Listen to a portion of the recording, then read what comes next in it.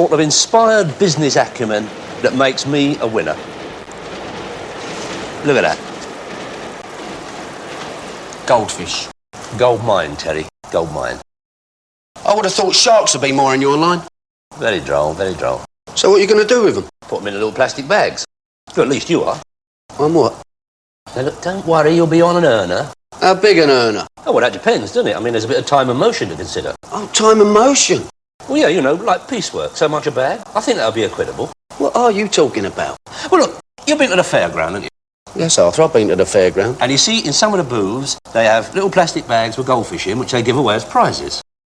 Yeah, right. Now, how do you think those fish get into those little plastic bags? Somebody puts them in a little plastic bag.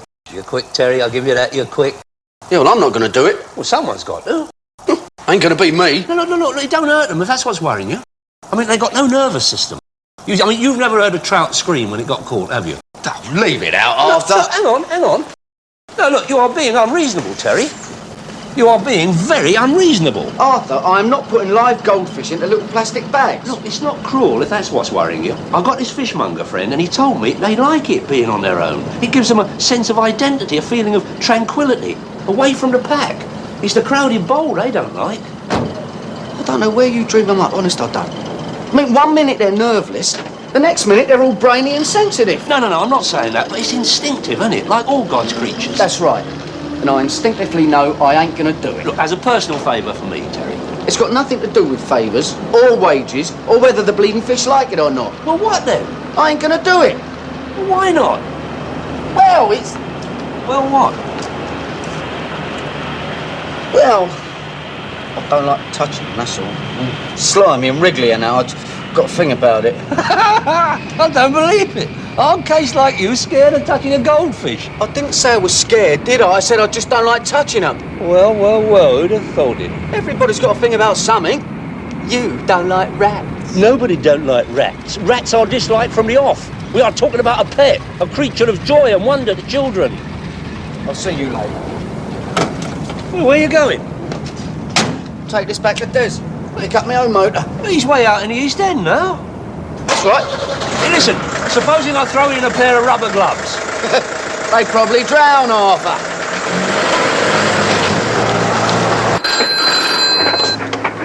Yeah. Harry who?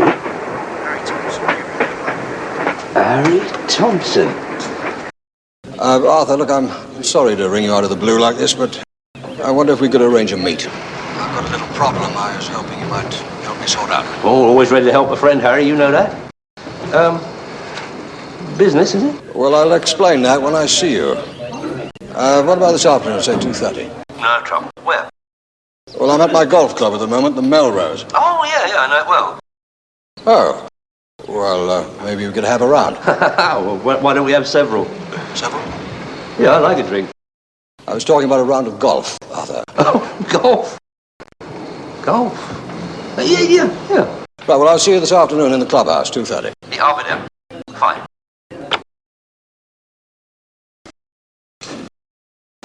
Well, trust me, Terry, it will be ready tomorrow. You said that yesterday and the day before that and the day before that. Well, I haven't broken the promise then, have I? Look, Terry, you don't want a botched rush job, do you? We may take our time here, but that's because we care. A satisfied customer is more important to me than money, Terry. I'm sorry, but that's the way I am. Turn it in, will you? You're talking to me. God, do you sound like Arthur? Are you going to fix this or what? I only wish I could find the time, Terry. The thing is, I've got this meeting, and there's this bloke I'm supposed to deliver another motor to. Terrific, isn't it? Tell you what, we could do each other a favour. You deliver the motor for me, I go to my meeting, then I'll come back here and fix your motor for you. How's that sound? Definitely suspect. You'll be on a drink. 10% of my 250. 25 quid for a drive. It can't be bad, can it? Yeah, all right.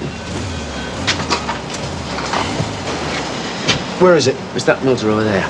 Hey, have you got the keys for the Luton? Oh, I left them in there. Yeah, Burke, it'll get nicked. What about the dough? Oh, cash on delivery. No, you get from him what he owes me and take your bit from there. That way you're sure of getting your money. I prefer it up front. Don't be such a worry, Gus. It'll be there. Where is it? Well, you know that multi-storey car park off Malmay Road? Ground level, bloke will meet you there. Funny place to deliver a motor, innit? Well, he works just across the road. That's where he parks it. All right, then. Yeah. And as soon as I get back, I'll sort yours out. Just so you do, eh? Smart outfit, Arthur. Oh, thank you, Harry. I always say you respect the occasion will respect you. Right, do you want to tee off, or should I? Either way, Harry, either way. Have you played this course before? Not for a long time, no. Right, well, I'll tee off. Give you some idea of the line, all right? Oh, what's your handicap? There's nothing wrong with me, Harry. I'm in fine shape, I tell you. Your golf handicap, Arthur. Oh, golf fan. Oh, yeah, but same as yours, Harry.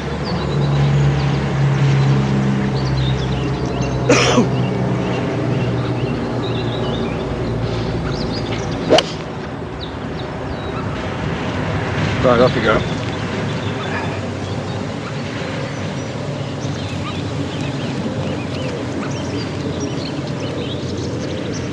Oops. Well, there's something wrong with the tee, I think, Harry. It's not flat. Oh, there we are.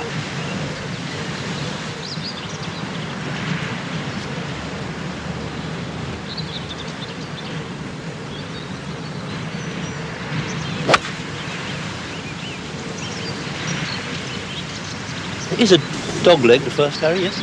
No, Arthur, it's straight up the middle.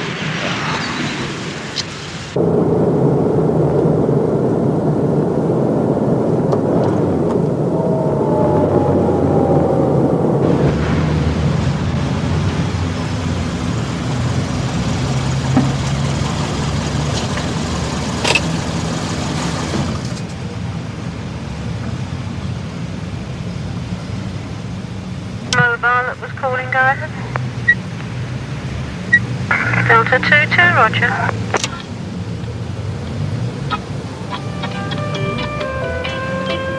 Say no more, Harry, say no more. I've got just the man you want in my employ. Young Terry McCann, big, strong lad. Turn his hand to anything. Well, almost anything. Of course, you know that Lady Margaret sits as a magistrate. No. I never miss the court reports in the local newspaper for that very reason. I was saying to her indoors the other day, I said, I see Lady Margaret's been merciful to some misguided wrongdoer again, I said. It's very kind of you to say so, Arthur. And yes, she is a special kind of person. Especially to me. A wonderfully warm human being. And I can relate to that. I mean, if it's in your nature to give helping hand to the poor rejects of life's rich tapestry, well, that is the way you are. But I do take your point. You do? Well, I can see there must be occasions when she has to wield the sword of justice and send some wicked malefactor to the nick. One who might harbour thoughts of revenge. I don't quite follow you, Arthur. Oh, revenge against the instrument of justice that sent him there. In this case, your good lady wife. Well, I didn't, but of course, that's the sort of thing that could be a possibility. Which is why you want to hire my man, to mind her. Well, yes, in a way, yes, but it's a little bit more complicated than that. Oh? Who are you? Who are you? You a friend of Des? You the geezer I've got to deliver something to? No, he's supposed to, but you're sitting in it. Yeah, well, that's got that sorted out, hasn't it? No, he's busy, so he asked me to do it. Oh, right. Darling. No, hold on. He said something about 250 quid. Oh, did he now? Cash on delivery was the term he used, yeah. That wasn't our arrangement, Squire. Hold on, look. I'm getting a pony for delivering this, right? If I don't get my bit of wedge, this goes back to where it came from. I mean, whatever arrangements you have with Des, that's between you and him, innit? Smash it.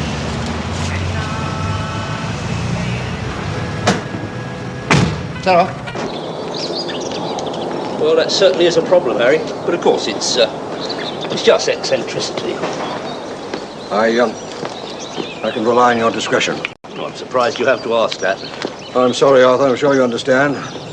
Our position, my business. Hello, Audrey. A thing like that, you know. Say no more, Harry. Say no more. How's Dave? We are men of the world. We understand these things where others might not. for a drink. As far as discretion's concerned, I've forgotten what you told me already. Good.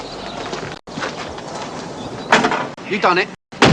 Of course I've done it. A promise is a promise. Right. Oh, did you deliver that car all right? Yeah, that's all right, yeah. How much do I owe you? Let's see, labour, spare parts, personal service. Call it 25 quid. It's a coincidence, isn't it? What's the coincidence, Terry? Never mind. 25. You don't want a receipt, do you? Just a minute. Haven't you forgotten something? No, I don't think so. The 2 1/4 from the punter you delivered the car to. No. He said you had a different arrangement, and I figured it wasn't my place to argue. Bad payer, is he? What you need's a good debt collector. Now, for 25%, I'm your man. By the way, your big end's going. Now, all you have to do, you see, is just half fill one of these bags with water. Like that. And then you just... Well, you just take one of the fish, pop it in the bag. And then take one of these pins, tack it up on that board. Dead easy.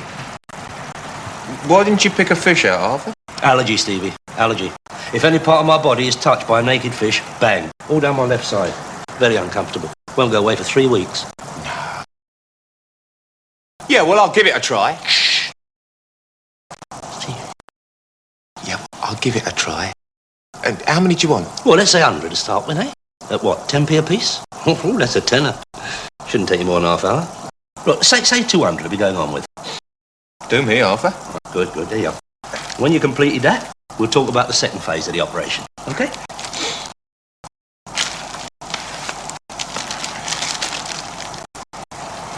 Stevie, any you find floating on the top, leave them there. I can claim on insurance. 24 hours a day, It's 6 o'clock. This is Dickie Arbiter. In an armed raid on a post office security van today, robbers got away with mail bags containing registered mail believed to contain in the region of £10,000. The getaway car, a blue Ford Cortina DYR 206V, was later discovered not far away in Vickers Road. Police were quickly on the scene, but the robbers had disappeared. Police are appealing for witnesses. That was a right diabolical stroke you pulled on me. Stroke? I don't know what you're talking about. I'm going to lose my temper in a minute. Just a minute, Terry. No need for violence. I think I know what you're on about. And I know you'll believe me when I tell you I had no idea that car was being used for a robbery. It was a ringer and you bloody rung it. Terry, I swear to you, the plates on that car were the same as when I received it. First I knew about it was when I read it in the papers this morning. You're a liar. Oh, there you are. I've been looking all over for you. Why are you holding dares like that? So I can give him a good hiding. Oh, yeah? Terry, come on now. There's no need to take that attitude. You must think I'm a right mug standing for this. I mean, my dabs would be all over that motor. Dabs? What you on about?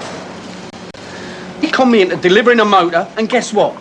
It was a ringer and it was used in a robbery yesterday. Not the mailbag thing. Exactly, and my fingerprints would be all over it. Des, that wasn't very nice.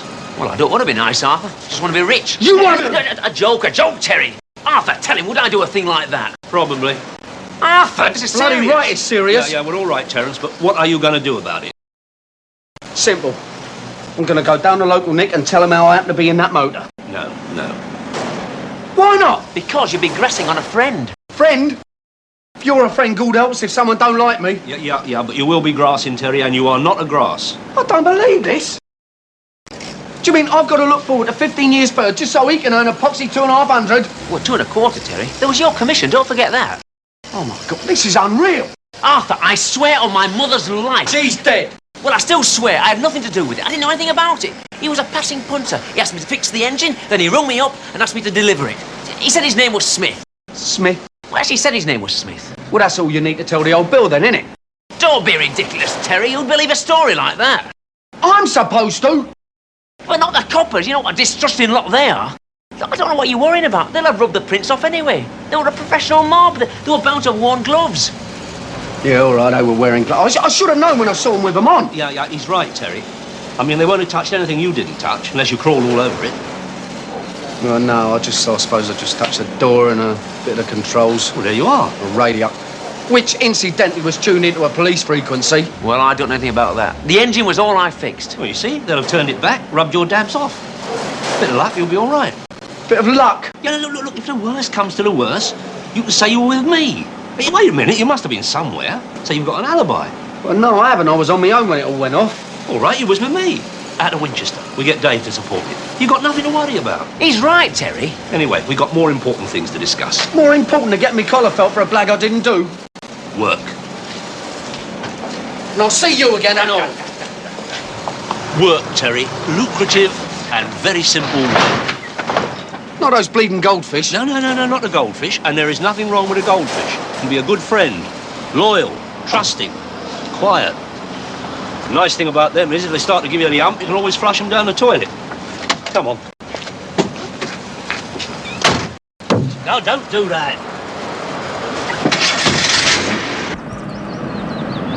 Yeah, he was a mate of mine when we both started out on life's rich adventure. And like me, he's done very well for himself. Builder, you know, office blocks, that sort of thing. Millionaire, I shouldn't wonder. And he's married into the aristocracy. Lady Margaret Thompson, that's who you'll be looking after. Bit of class, Terry. She a mate and all? Well, no, we haven't actually met. Oh. But she is gentry, Terry, so you watch your manners. Yeah, I'll try and remember to tug me forelock now and then. What am I looking after her for, anyway? Well, she's magistrate. A magistrate? Well, that don't make no difference, do it? Well, there is a chance I may have appeared before on some distant occasion. No chance of that. She's only been doing it for about 2 years. And with your whack 20 quid a day, you should complain. But what are you on a day? Me? Nothing. Man's a friend, Terry. I couldn't stripe him. Well, yeah, small commission, you know, nothing more. Don't amount to a drink. Anyway, it'll be a doddle. All you got to do is be around during the day, perhaps do the odd job, drive her about if she wants to go somewhere, escort her shopping, carry her bags, that sort of thing. Sounds exciting. How long's it for? Oh, no more than a week, till the other geezer gets back. And you don't have to start till Monday.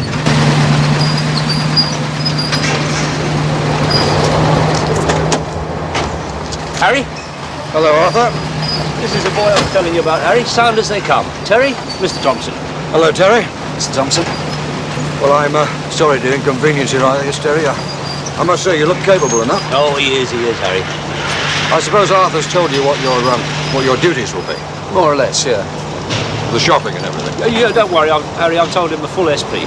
And Terry is totally trustworthy and discreet. Well, I won't be around on Monday myself, but I'll inform Lady Margaret to expect you early on. I will personally accompany him to introduce myself and all that, you know. Yeah, well, as you will. But just wait in the car a minute, will you, Terry? I want to get the address from you, Harry. Harry, about the fee. There'll be some upfront expenses, you know. Well, yeah, of course. I mean, how much are you expecting? Well, it's 50 quid a day, say 200 now, and the rest when the job's done. Yeah, that's all right. Come in, I'll give you a check. No, cash if you could, Harry. Haven't changed, have you, Arthur? It's totting. It is not totting. You'll be in a modern transit, not riding horse and cart. You'll be handing out lavish gifts, pets to treasure for years. You'll be Father Christmas every day. There's more to life than nicking a few quid, Stevie. Take it from me. I'm beginning to think I am, Arthur. Respectable housing estates are your best bet. There's a lot of your latchkey kids about, know what I mean? And remember, quality second-hand clothes is what I'm after. Old cloak for fish. Old cloak for fish.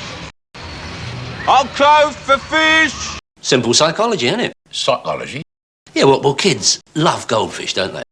And they'll soon learn they've got to come up with some good clobber if they want one, which I then sell in a second-hand clothes shop, which I've just bought an interest in. The fish only set me back 15p a go. That includes packaging and water. That's a bit strong, Arthur. You're exploiting them kids. No, not exploitation. No. No, the kids will be happy, and I'll be happy. That's not exploitation. That's business. Would you like one, Dave? Well, no, thanks. I've got a cap. There we are, there's your fish.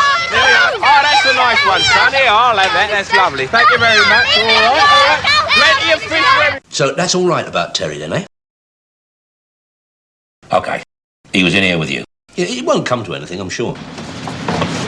What's all this about? Terry, I never would have thought it of you. All right. Ain't to rights, I'm afraid, Terry.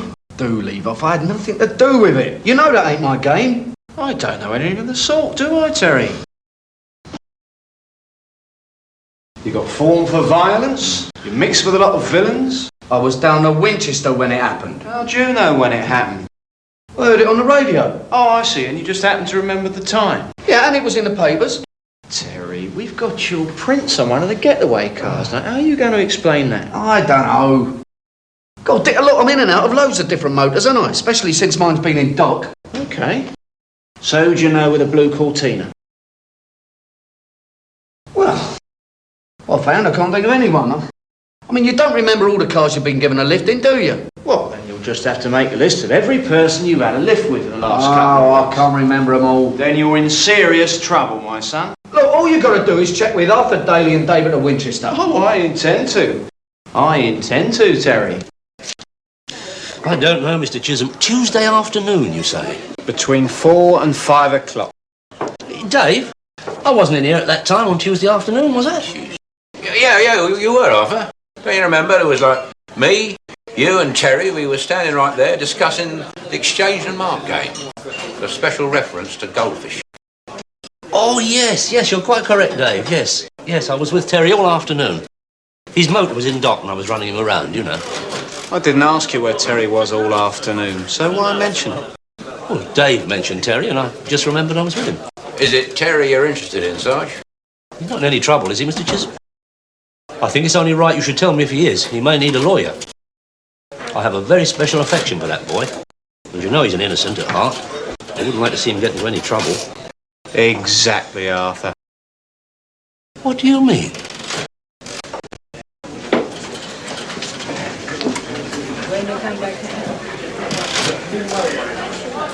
What do you think? Hard to say, Gov. Could be right, I suppose. Except Judas Iscariot is the epitome of truth and honesty compared to Arthur Daly. Well, that print was on the outside of the motor, Gov. That wouldn't stand up in court. Anyone can put their hand on a motor just in passing, can't they? No trouble at all. Geezer still thinks I'm involved. Look, you're on the street, you got your liberty, and that is down to me. Don't you forget it. A friend in need.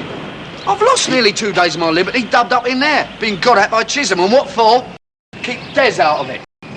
So just don't talk to me about friends in need, all right? Mr. Daly. Mr. Daly, what about my fee? Your what? My 100 guineas. 100 guineas? Well, just for showing your face? It's a bit strong, isn't it? And negotiating Mr. McCann's release cheap at half the price, I should have thought. Yeah, you're right. I'll see you get half the price. At least the dog responsible will. Terry, if I had the money, you could have it. But I haven't got it at the moment, honestly.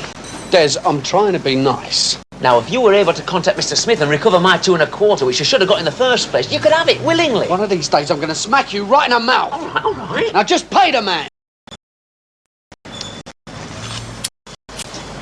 Sorry about this, Mr. Knight. 100 guineas. 50. And could I have a receipt, please? Now, Terry, remember what I said. Best behaviour, right? Now, look, if she wants to go anywhere, you go with her. You accompany her, even if it's just shopping or something like that.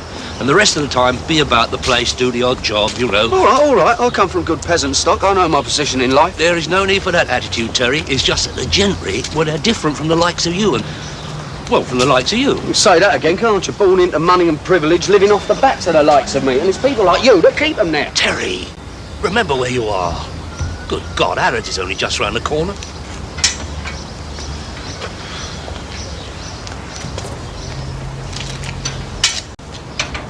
I'm shocked, Terry. Truly shocked. That is the kind of thinking that undermines our great nation. I don't know where you get such ideas from.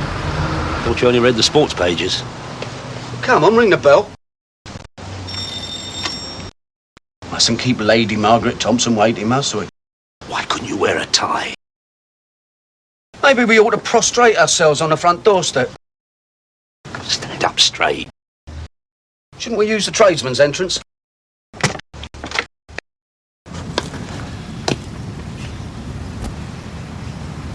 Lady Margaret Thompson? Yes. Help yourself to a drink if you want one. I won't be long. Thank you, Mark. Gas cylinders? Welding goggles? Listen, I hope this ain't some kind of loon you've got me webbed up with. No, not a loon, Terry. Little on the eccentric side, maybe. Do you see her bleeding daisies? Yeah, but you must realise, the upper class don't suffer the same inhibitions as your lower orders, do they? I mean, assurance, poise, it's bred in them, isn't it? It's in the blood. Nice. Very nice. Well, let's avail ourselves of her ladyship's hospitality, shall we? Oh, your original Napoleon, I shouldn't wonder. You want some? No, thanks, no. Good boy. No boozing on the job. Very professional. Very good for the image. Working with top people here, Terry. No telling where it might lead if you do a good job. Whole new class of clientele. Influence and power in high places. Democracy at work, my son. Do shut up, Arthur. Yeah, none of your bullshit fanaticism here, my boy. Bullshit fanaticism, Mr. Daly. What are you talking about? Oh, my ladyship, I was just telling my man here, Terence, about the dangers of leftist lunatics in this great country of ours, Ma'am. God, you sound like an Express editorial. Thank you, Ma'am. I must tell you, gentlemen, straight away that my husband has an overprotective attitude towards me. It's totally unwarranted, and I only wish I could persuade him that it's unnecessary. But I can't. I'm sure he only has your ladyship's interests at heart, Ma'am. Were you ever a butler, Mr. Daly? Butler? Me? No, I suppose not. Pity. You seem to have all the requirements.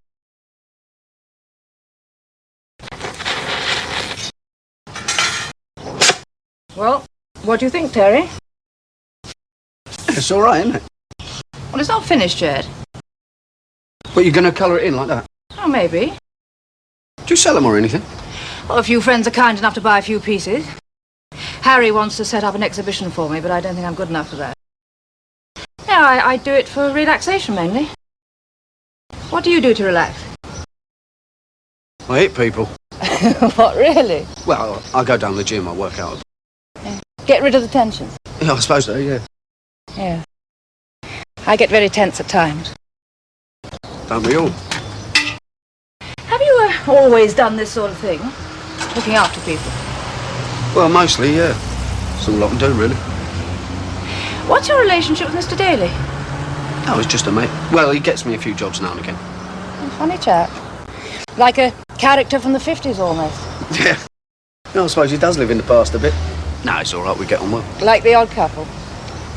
Oh, I don't know about that. Look, if you're bored and you like exercise, my dog could do with a daily constitutional. Well, of course, yeah, if you want me to, Lady Thompson, yeah. Maggie?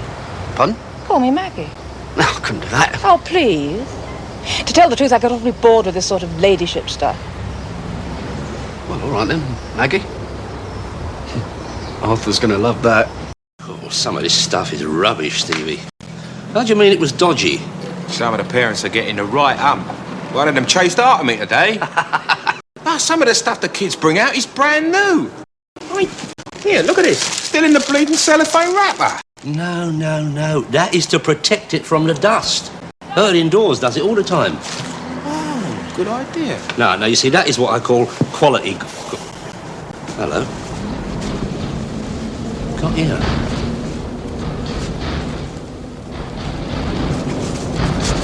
I'm here, Arthur. I am not a dishonest man, Stevie. This will be returned to its owner intact. Yeah, how you gonna do that? I don't know what kid I got it off of. There is the man's driving licence with his name and address. I shall post it back to him.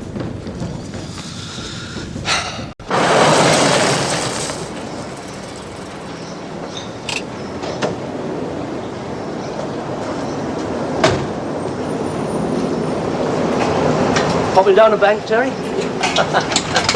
Keeping you busy, I see. No, not really. I volunteered. Oh, that's what I like to see, my son.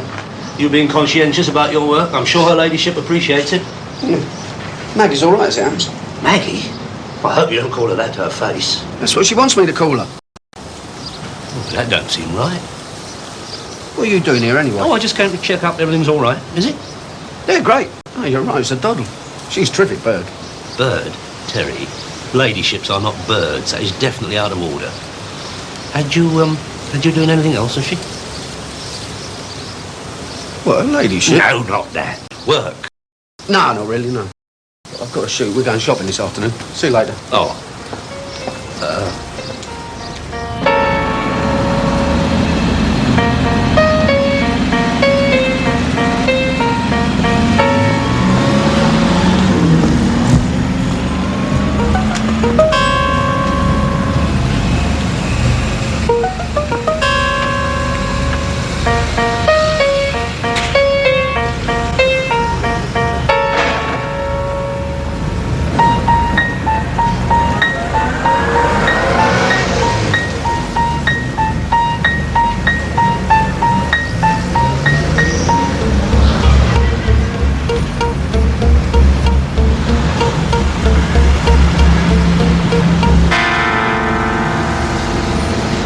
don't really expect us to believe this cock and bull story, do you, Terry?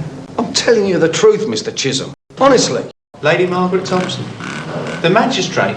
Yeah, well, I've been minding her for a few days, haven't I? That's how I earn a living. Pubs and mugs is all you mind, Terry. Not highly respected citizens like Lady Margaret Thompson. Hello, darling. Had a good day? Darling?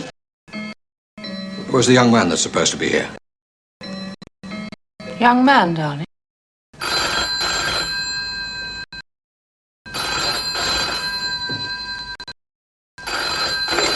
Hello, yes? Is that Mr. Thompson? Speaking. I have Detective Sergeant Detective Sergeant who? Chisholm. Is Lady Margaret there, please? Yes, she is. But what do you think we are, idiots? She's never heard of you. And neither has her husband. Well, they're both lying. You ask Arthur. Oh, Arthur Daly. Yeah, he got me the bleeding job. Listen, she asked me to look after the bag while she went for a walk round, right? Buying things. Well, I suppose she was buying things. Then suddenly she wasn't there. I thought I caught a glimpse of her, and that's when I followed her out. Well, it's the truth. I really don't see the necessity of you dragging me down here. I've told you all I know. Of course I'm damn well worried. Well, how about a nurse? Yes. Oh, she'll have to stay in, of course. Yes, Doctor, I think she should. I'm sorry, Terry. I would help you if I could. You know that. I don't know how you came to think up such a story. It's that knock on the head you had the other day.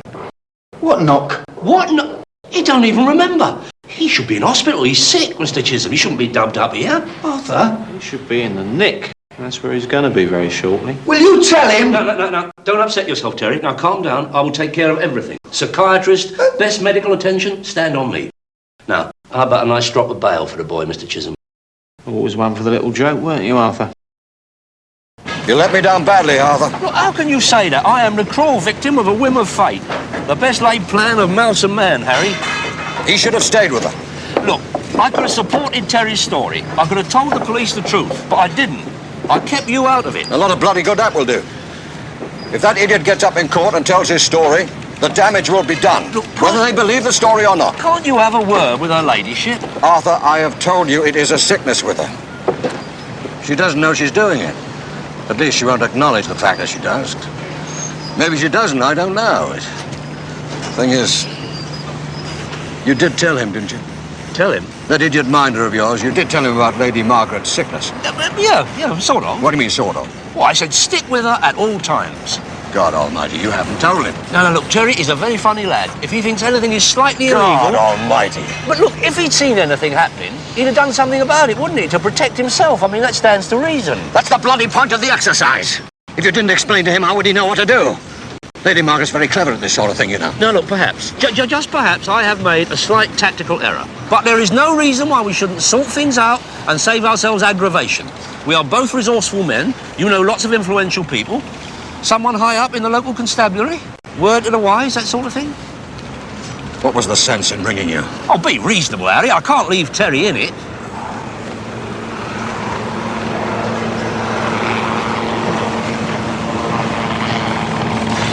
Harry? Wait for me, Harry.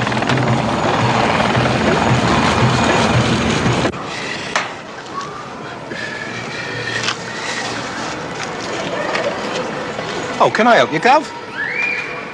Oh, that's your suit, is it? The kid gave it to me. I gave him a goldfish for it. Well, what can I do? I mean, what can I do? Well, you can give evidence on his behalf and say what really happened. Nah, nobody's going to take my word or Terry's against that of the aristocracy, are they? You can rely on me for moral support, Arthur. You? If it hadn't been for you conning Terry with that motor, at least I'd have managed to get Chisholm to let him have a bit of bail. Oh, be fair, Arthur. It was me that was conned. Yeah, it's Terry who's dropped in a mire by both of you. I don't know. You do your best to try and help people and... Oh, my good God. What's happened to you? What do you think? Geezer gave me a right-hander, didn't he? Bleeding goldfish. Listen, I'm innocent. There is no way I'm going to plead guilty for something I didn't do. I don't see you've got much choice, Terry. I do leave it out. I mean, you know I didn't do it. All I know is that you and your fellow conspirator here have given me a story that's going to be laughed out of court. Conspirator? I demand to speak to my lawyer. Shut it, Arthur, will you? This is a gross breach of human rights and a diabolical abuse of police power. I wish to make a formal protest. Arthur, I'll tell you this once only. You are only walking free because I give you licence. You want to make a formal complaint, that's fine with me. Be no problem to get a warrant and take a look at the goods and chattels you got tucked away in that lock-up of yours. Take my meaning. But do something, I'm being fitted up here, aren't I? I mean, you know Thompson, you can prove it. Yeah, he's right, Mr. Chisholm. Mr. Thompson's never heard of you. Never. Look, we grew up in the same street. I played golf with a man. I don't care if you claim to sleep with him, Arthur.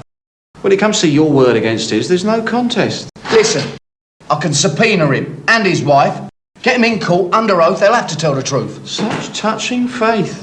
Well, I know their house, I can describe it. I mean, that proves I know them, doesn't it? Oh, that's interesting. They were burgled a couple of months ago. Oh, do leave it out, you're not sticking that on me and all. I'm just trying to point out the facts of life to you, Terry. In case I'm not getting through to you, it goes something like this.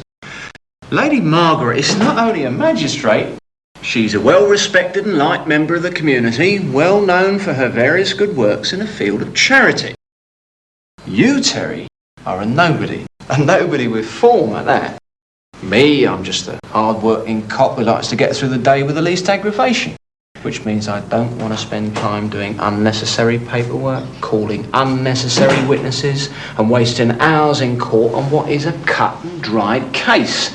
Now, you may or may not be innocent, but frankly, I don't care. Because you, Arthur, are well overdue for a warning. Take my meaning.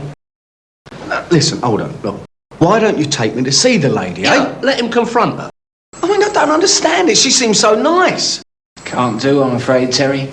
Seems she's had some sort of nervous breakdown.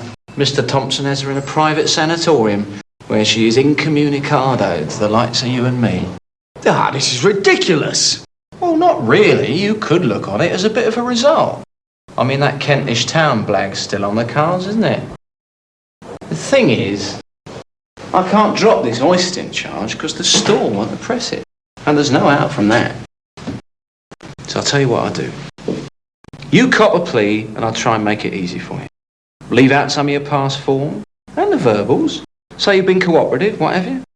Best I can do. Oh, it's terrific, innit? Every cloud has its silver lining, Terry. At least it means I can personally go into the box on your behalf as a character witness. I swear by Almighty God that the evidence I shall give shall be the truth, the whole truth, and nothing but the truth. Stand on me. Mr. Daly, would you please tell the court your name, address, and occupation? My worship, my name is Arthur Edward Daly. I reside at 18 Arcadia Avenue. That is the upmarket end of West 14, you understand. I am what you might call a successful businessman and entrepreneur. You know, imports, exports, that sort of thing. I also have connections in the world of show business. And how long have you known my client, Mr. McCann? Oh, must be knocking on 7 years. And would you say that you got to know him well in that time? Terry, that is Mr. McCann, has become a very reliable worker. And yes, I like to think a friend in the time that I have known him. I think I can, in all honesty, say I know the boy very well. Would you say he was basically an honest and trustworthy person? Without hesitation. But that isn't what his record shows, Mr. Daly. Cannot a man ever be forgiven the mistakes of an immature past? Cannot he ever throw off the tackles of that tyrant vice? Must he forever stand condemned? Now, I wonder if you could tell his worship, in very general terms, you understand, something more substantial about Mr. McCann's character and background. Terence McCann is one of life's orphans, my lordship. Orphan, Mr. Daly? I understand you live with his parents. No. I meant one of life's spiritual orphans, your lordship. I have not as yet aspired to the High Court, Mr. Daly. Your worship is the correct form of address. Of course, your worship. May I continue? If you must. When young Terence fell under what I might call my protective wing, he was a young soul in torment with remorse and guilt for his unbalanced past. He was searching for a meaning in life, a direction. I like to think, in my own modest way, that I gave him that meaning. I gave him that direction. It wasn't easy, no. I will readily admit there were times when the going was tough. But I recognised the dangers of a recidivist nature, and I won through. Yes, I won Terry's through. lucky to have Arthur as a friend. And why? Verbal diarrhea. Trust. I gave him trust and he respected me for it and became trustworthy in return. That boy is as honest as a day is long. He sits there, a pitiful victim of an aberration brought about temporarily by a blow to the head, a cruel accident. Is he to be martyred for that?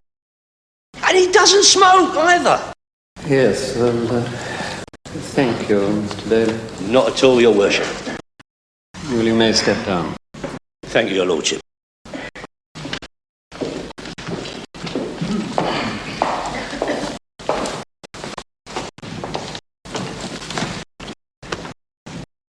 Terence McCann. Will you please stand up? Stand up, please. Terence McCann, you have pleaded guilty to an offence which is unfortunately becoming all too common these days. Day after day, people like yourself troop through this courtroom offering up feeble excuses for their greed and irresponsibility. In your case, we've been told this is due to a blow on the head. But there has been no medical evidence brought forward to support such a claim. Theft is theft, McCann. And the shopkeepers of this country deserve to be protected from thieves. Therefore, the sentence of this court is 6 months' imprisonment. However, as you have kept out of trouble for some time, it will be suspended for 2 years. That is to say, if you commit any offence within the next 2 years, you will almost certainly have to serve this sentence of 6 months. So go away and keep out of trouble. Yes, sir. Thank you, Mr. Chisholm. What'd I tell you? What did I tell you? Suspended sentence, not even a fine. That's as good as getting slung, Terry. I told you you could Don't rely say on another word, all right? Or I'm liable to forget how you saved me from myself all these years. Terry, how could you? After all I said in there on your behalf. Now, look, you owe your freedom to me, make no mistake about that. You saw his worship. Impressed? Impressed? It was bleeding humiliating. Who do you think you were in there, Hamlet? Well, I thought Arthur spoke up very well. He did you a right turn. Gave him a right turn, more like. Now listen, you two. I've got a conviction for theft down to you, right? So if you think I'm going to be grateful for any help you may have given me, forget it. And as for you, in the future, leave me alone. No, Terry, look. No, just forget about it. It's all over. What we got to think about now is getting you a bit of work. I didn't tell you about my scheme for the goldfish, did I? It was Stevie Taylor had a go at it, but it was no good. It's the wrong type, you know what I mean? Terry? Terry! 3 whole days? That's terrific. How come? Well, we do get the odd few days holiday, you know. Your life's one long holiday, flitting from paradise to paradise. The London to Manchester air shuttle. I thought you were going to get transferred from that run. So did I.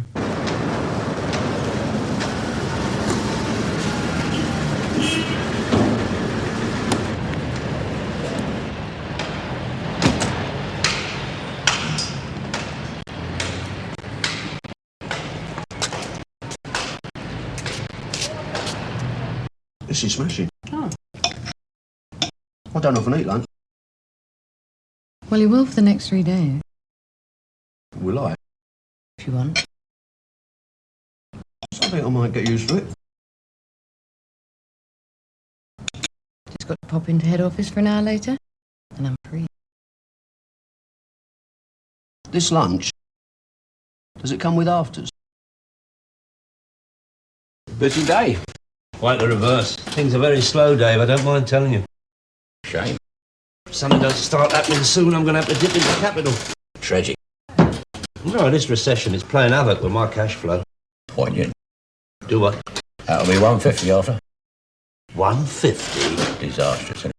Oh, and one for the barman for maybe putting a bit of business your way. Right? But the couple of geezers over there have been asking after you. Don't pop up straight away. Why? Or maybe you won't want to meet them or let them know who you are. Dave, what are you going on about? You just said you were going to put a bit of business my way.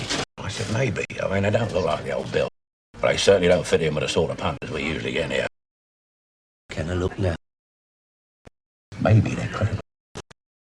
Creditors? A friendly word in your ear, that's all. They're sitting by the band.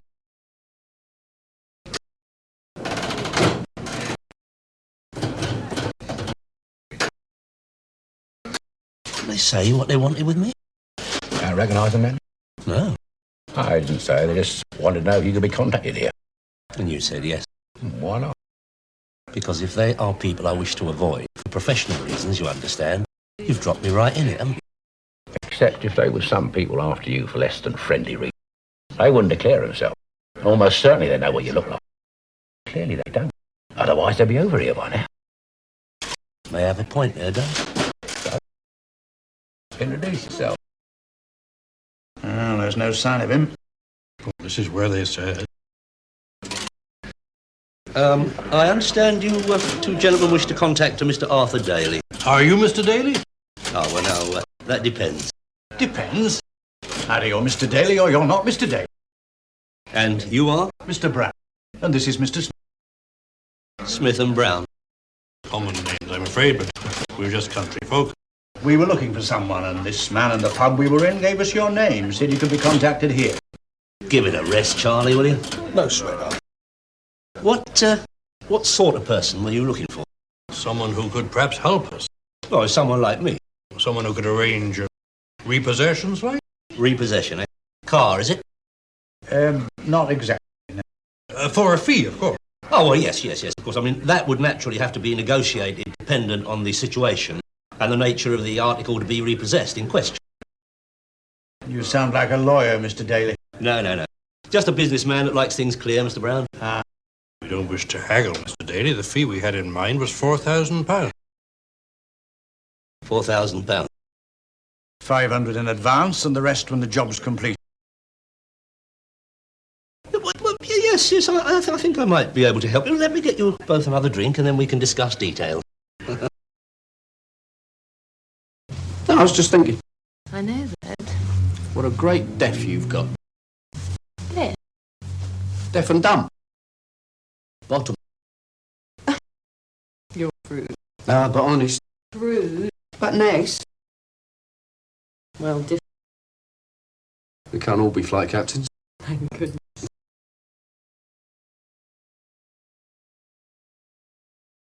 I better be getting along to head office.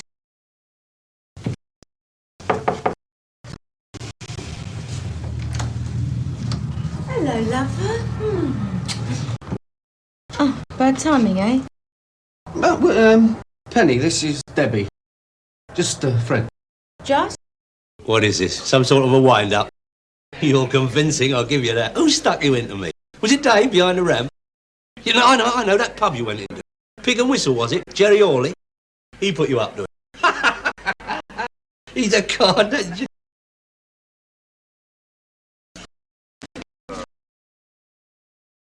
You're not joking, are you? Yeah, but you don't have to go just yet, do you?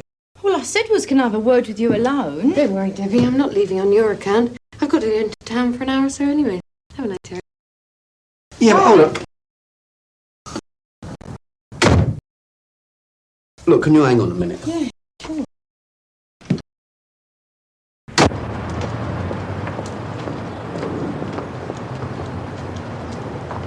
Peg, hold up. What's the matter? You are coming back, aren't you? Well, not if you'd rather I didn't. Don't be silly. No, I thought maybe you got the... Terry, you're a free agent. Whoever you see when you don't see me is up to you. Yeah, but she's just an old friend, honestly. What does she do? Artistic poses.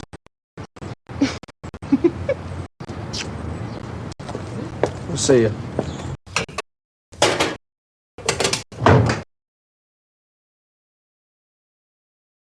Cup of tea, love? Yeah, why not? Yeah. Sorry about that. About what? Always in the scene up with. Come fly with me. Oh, that's all right. Just a friend. We're all just friends, aren't we, Terry? No, I am sorry, really. No, that's all right. I came round to see if you could help me, Terry. Al, But there's this bloke who's been hassling me, you know. you want me to warn him off, right? Well, it's not what you think. He's threatened me. And one of the other girls at the club. What do you mean, threaten to hurt you? Yeah. He wants me, well, me and my friend, to go and work as hostesses at a club. Well, what he calls his club. Hostesses? Brasses. It's a clip joint for mug punters. And the gaff where you work isn't, eh? Might be a stripper, Terry, but I'm not a whore. So, this geezer has threatened you with physical damage if you and your mate don't oblige him and go on the game, eh? Right. Well, it's strictly illegal, isn't it? Call in the old bill. Get him nicked. Come on, Terry, you know what it's like on that scene, the sort of people involved. If I call in the old bill, I wouldn't last 2 minutes. I don't like grasses. Yeah. I don't like ponces. Can you help me then? Has he got a name? Don't know it. Or what name the clip joint is. How many times he fronted you? Couple when I've been leaving the club. Alone? Yeah, my friend works later than me usually. And has he claimed her separately? Yep. Well, surely the bloke who runs your club's got friends who would protect his interests. Oh, that little work. Do you think he wants any aggravation? It's not hard to come by another couple of strippers these days, Terry. So how am I supposed to have a chat with him? Well, I thought if you could be about for a few days when I leave the club, then if he shows... What time do you leave? I'm only doing afternoons at the moment. Around 6. Been too bleeding scared to do the late night stint. Too dark and quiet at 3 in the morning. I could pay you, and my girlfriend could chip in along. Don't be daft, don't. What are friends for, eh?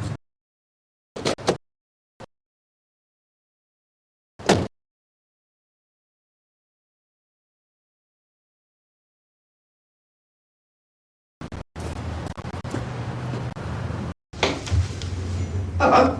What you doing here at this time of day? I live here. No, you don't live here, Terry. You sleep here. You do... Oh. What's she doing here? Debbie's my tea lady. No, I'm going to be doing a bit of work for her. Oh, yeah? Hello, Arthur. Do I know you? Of course, we met round here once before when Terry was minicabbing. Oh, that's right, yeah. Wasn't quite as warmly dressed then, though, you know. Oh, yeah. Well, look, I've got a very lucrative job of work for you, my son, and I don't wish to discuss it in front of a third party. So could you... Debbie's a guest in my humble abode. She'll leave when she wants. All right. You don't want to earn 300 sols for a few hours' work? That's all right by me. It's all right, Tel. I've got to be going to work anyway. You got transport? Well, no. Well, Arthur will give you a lift. Then we can discuss whatever in the motor, can't we? I'll get me jacket. Help the lady on with her coat. Oh. All right. Yeah. Thanks again then, Terry. Bye. See you later. All right, then. Who have I got to kill for 300 quid? No, it's nothing like that, Terry. It's a simple repossession job. Oh, I've told you before, Arthur, I hate repossession. Especially if it's some poor working pet's motor. No, look, let's go to the Winchester and have a chat over a drink. It's not a car that we have got to repossess. What is it, then? A bull. A what? A bull. Oh. Terry, a bull is just another bit of property. A bull is a live animal, a very big live animal. I have been assured this is a totally domesticated beast. You're having a lark, aren't you? No. Someone's been winding you up. Look, what if I were to put 100 in your hand in Reddy's, up front, right now? All right. Not here. No, here, now. All right.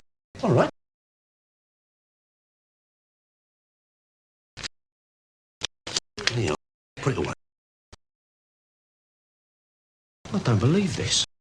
Well, don't you want to know where, when? Oh, sorry. I was so excited about forming a relationship with a bull, I forgot all about that. Where? When? Tomorrow. The country. All right, then. Get me wellies out. And me cape and sword.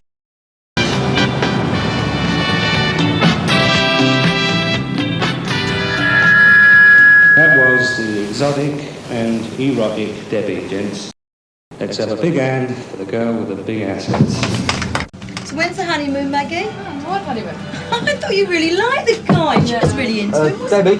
Oh, yeah, come on in, Terry. I thought you was waiting outside. No, I will be. I'll be in the Wimpy bar, all right? I just came in to say, if you see me, don't show out at all. I'll tag along behind you when you leave, and if he shows, I'll join you, OK? Right, OK. Right.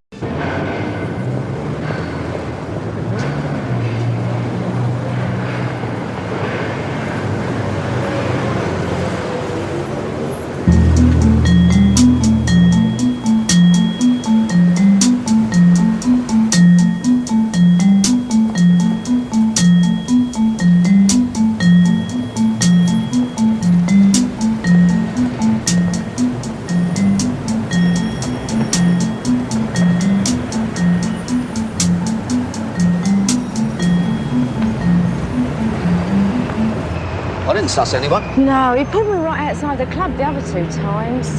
Sorry for wasting your time, Till. No, I'm silly. Oh, come on. I'll see you home, all right? No, that's all right. Don't be daft.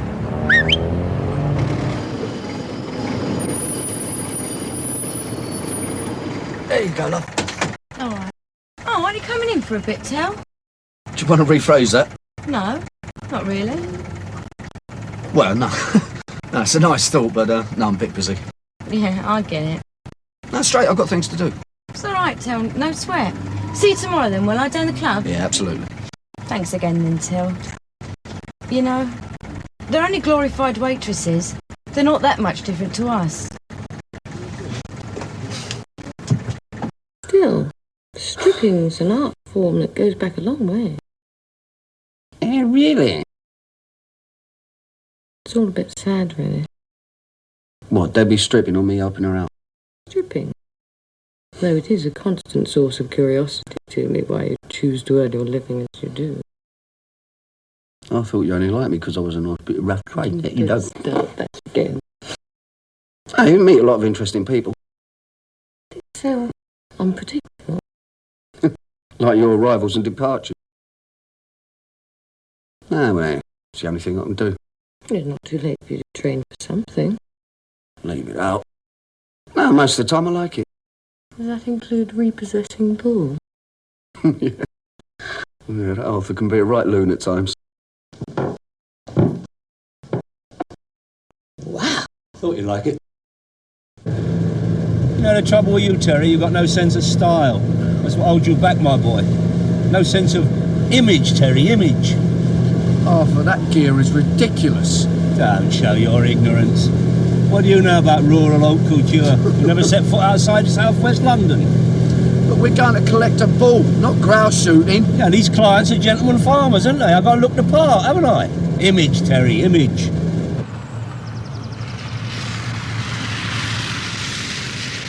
Well, left or right? Left. No, right. No, you're right, left. Oh, my God. Oh, this is a life, Terry. Day in the country, eh? Look at them fields, look at them hedgerows. England, my England! Look at them trees, British oaks. Dutch elm. Yeah. You don't get none of your cosmopolitan hoi polloi down here. This is where your real Englishman lives. Don't talk cobblers, Arthur. Oh, smell the air, clean, unpolluted. It's funny, we should have found it by now. Found what? Well, he said there'd be a clearing and a lorry. Probably copped a wrong one back at that junction. Yeah, I think you're right.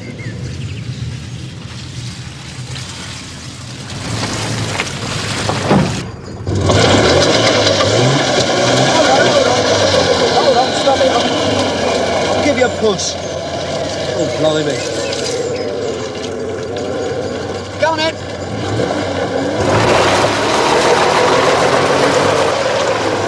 No. Look, you get out and shove it, I'll get it out. Come on. Hey, it's a bit muddy, isn't it? Well, you're dressed for the country, aren't you? You put your wellies on like me, shouldn't you?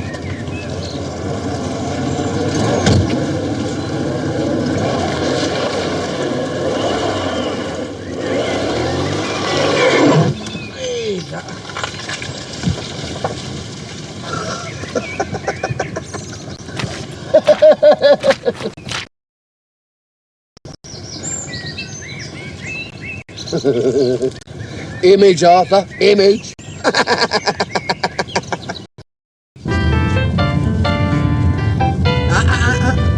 Remember the country code? Arthur, you don't want to go round littering all this lovely rustic charm, do you?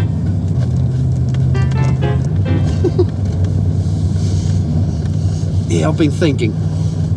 Is this business kosher? Why do you say that? Well, it's just I've never heard of bulls being bought on a tally before. And if they were, it'd be a finance firm, wouldn't it?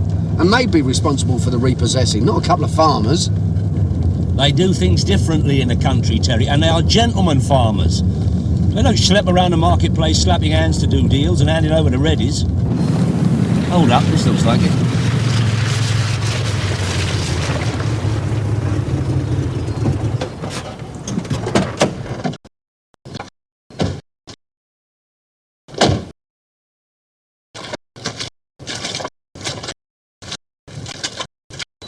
nice here, isn't it? Who are we meeting? Little Red Riding Hood? No, the Three Bears. Now, shut up.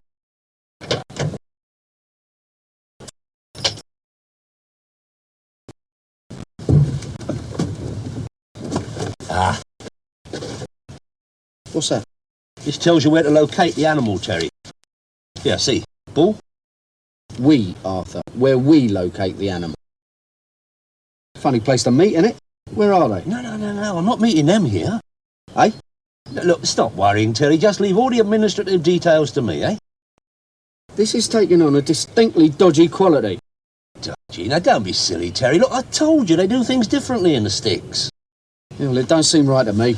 Look, it's all a matter of discretion. I mean, these gentlemen have to live in a community. They have to move among the peasants. It would not do for them to be seen connected with a delicate business like this. Oh, yeah. Well, don't just stand there. Off you go. Keys are in the lorry.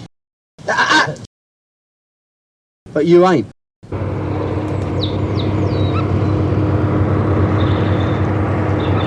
I think it's the next on the right.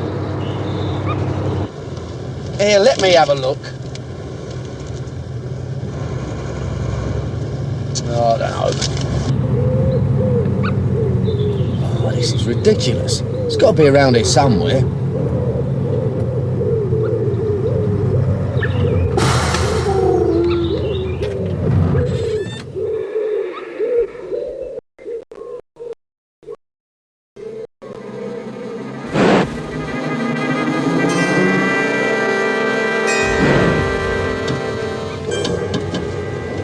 Right, it's all yours, Terry. No, Arthur. This country air's playing me up, Terry. I'm not feeling all that. I am not going to do it alone. All right. Come on.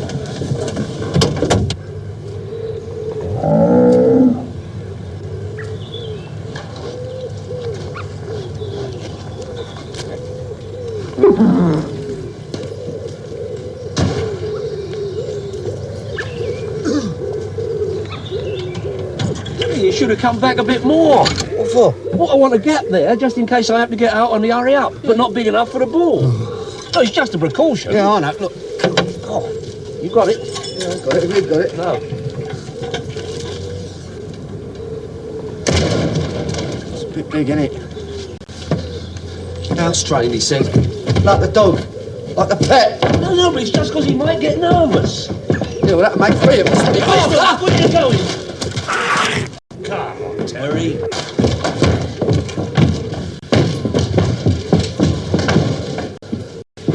Get some hay. Right? Hay.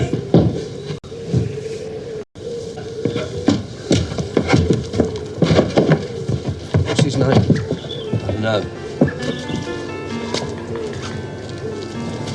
Oh, like flowers. Hello, Ferdinand. Hello, Ferdy. That's Spanish, innit? I don't know. Go on. Toro, Ferdy. Hello, mate. Now, look. Arthur! Supposed to be lucky, isn't it? Hello, mate. Bit of breakfast? Hello. You're a big boy, ain't you? Here. Who's a pretty ball, then? Look. Nice, eh? Hello. Yeah. Look, nice. Who's a pretty bully? You're not a bully, really, are you? Come here, let's have... What's that round your nose? Hold on. Come here. Come here. What's this? What's this?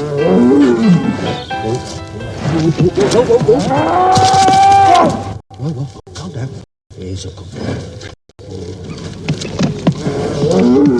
Oh, there. Take it easy. Take it easy. Here's a good boy. Look, that's all right, innit? Gets a bit up your nose, but that's all right. Good boy. Come on, son. Look at that. It's everywhere. Come on. Give us a hand, then. No, I can't. I'm damaged. He's a nice old boy, aren't you? Go for a nice ride. Come on. Come on. Up we go. Come on. Up here. Come on. It's a nice old bus. Come on. Look, Arthur, could you help? Come on. There's good boy. Come on. Up you come. Come on. Come on. Look at that. It's easy. Oops, a daisy. Come on. Here's a good old bully. Here's a good boy. Here you go. There you are. See, I told you. It's simple. Oh, yeah, bleeding simple that was. Stay there, Phil. Yeah, he's a good old boy. What you doing? Move it. Mine goes first. Go on, quick, quick, quick. Get up, get up.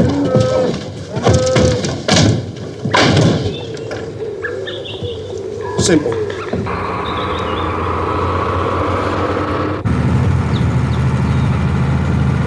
God, you done half pen and ink. Hold on.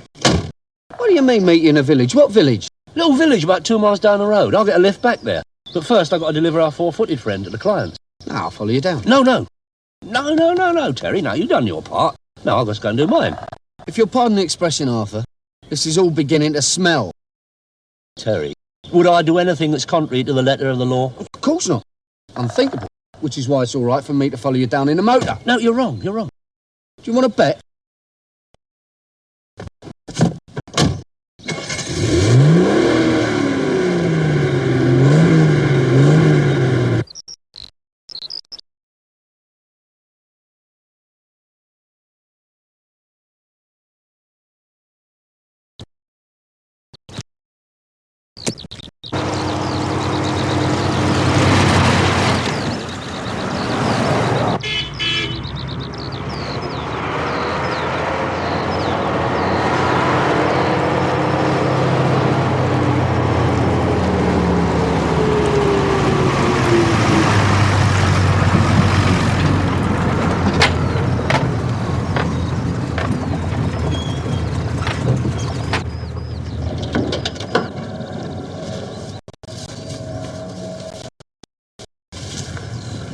Mr. Smith, Mr. Brown, your property, as arranged. Who's that in the car, then? Oh, that's just my trusted labourer. No problem, was there, Mr. Daly? Yeah, see what you mean. Tripped, did you? Slithered, more like. That's all right, Mr. Daly. We farmers are used to that smell. Well, perhaps you'd like to view your property before we conclude our business? Yes, perhaps we'd better have a look.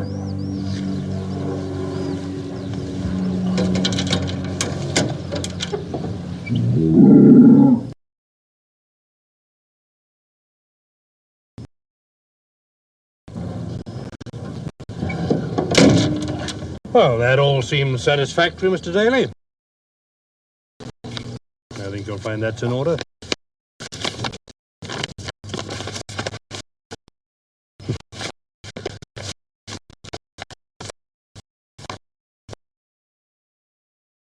Well, it's been a pleasure doing business with you, gentlemen.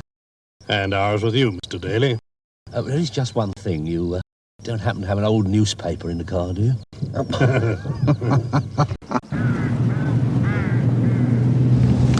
Good day's work, Terry. Good day's work. Was that their farm? No, that was just a meeting place.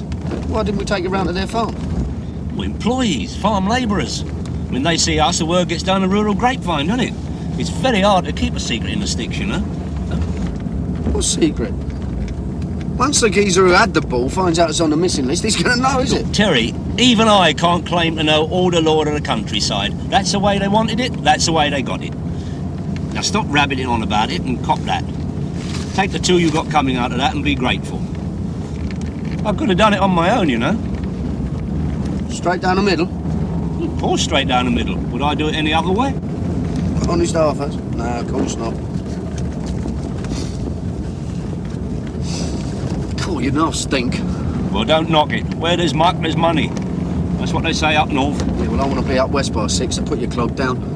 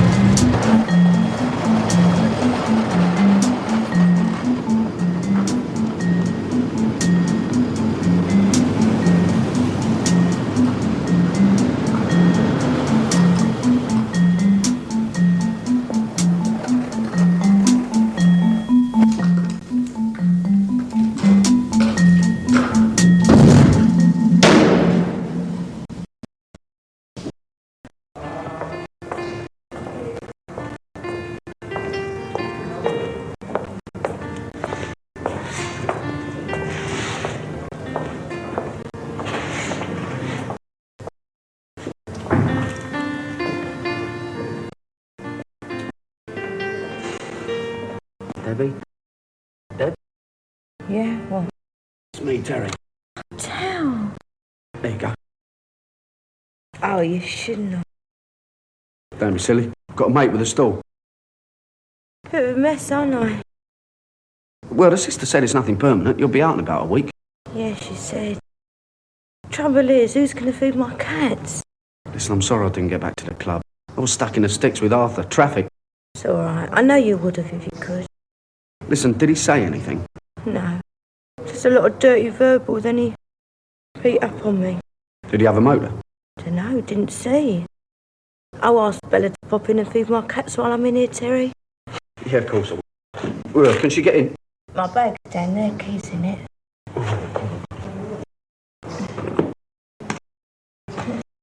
That's it, yeah.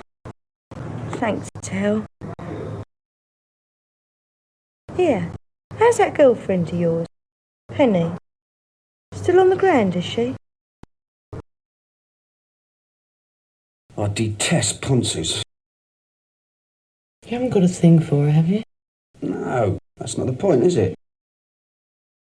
Maybe if you led a different lifestyle. Oh, here we you wouldn't have to go. All right, bother I her. know.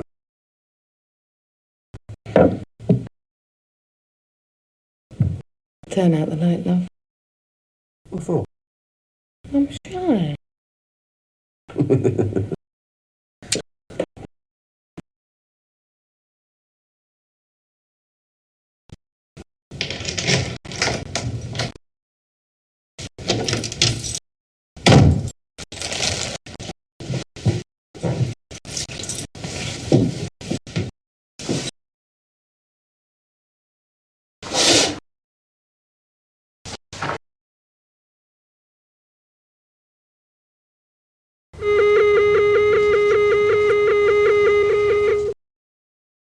Dressed? What time is it?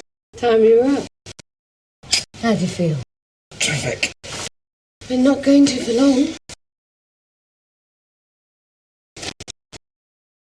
Oh, my God. Congratulations. You've now graduated to wrestling. Give him a lug. Have you seen it? How do you think I feel? Champion of its breed at a royal show. They reckon it's worth more than 40 grand. I should have asked for more. More? Terry, I have been conned. I've been conned, you mean? Dave, tell him, am I upset or am I not upset? He's upset, Terry. Upset? We could get bird for this. Explain that to him. Oh, I think it's still on a statute book the rustlers can be up. Don't say things like that, Dave. I'm upsetting others it is. Diabolical liberties have been taken with my trust in nature. Upset? I must be round a bleeding twist for standing for this. Terry, I know just how you feel. Let it be a lesson to us all. Never trust any but your own. But you knew about it, didn't you? That's what all the ducking and diving was about. I swear. Terry, I am as shocked and upset as you are. The only thing we can do is keep our fingers crossed. Fingers crossed? What are you talking about? We don't get our collars felt. We could be nicked. Look, I have been discussing it with Dave here. Isn't that right, Dave? That's right, Arthur. And we reckon we're in with plenty of chance. Arthur? As long as we keep stum, just the three of us, you know? I mean, the local old Bill are not going to come looking here for rustlers, are they? In the middle of London with our sort of social background. No, I've got a better idea. We get it back and return it. Return it? The ball? That's right, we back it. Don't be silly. How can we do that? It's simple. We drive down to the country, we find your two gentlemen farmers, we collect it and put it back in the field. And what if someone sees us? The old place will be seething with village bobbies bent on promotion. Be like a great train robbery to them. No. Out of question, Terry. Next thing you know, you want us to give the money back. All right, then we'll go to the old Bill. We declare everything we know, right? We'll explain to them we're victims of a con. You can't be serious. You think the filth is going to take your word against that of two English country gentlemen? You with your form? He's right, Terry. You'll be eating porridge before you know it. All right, then we do it the other way. Terry. At least then, if we get nicked, we've got a convincing story. All right, look, supposing you're right. How do we find them? Knock on to farmhouse doors and hope somebody answers? They probably don't even live on that manor. He's right, Terry. Will you keep saying he's right? Now listen, look, I think I can remember the number of the roller, right? Now, you've got a mate who's straightened on the force, right? Yeah.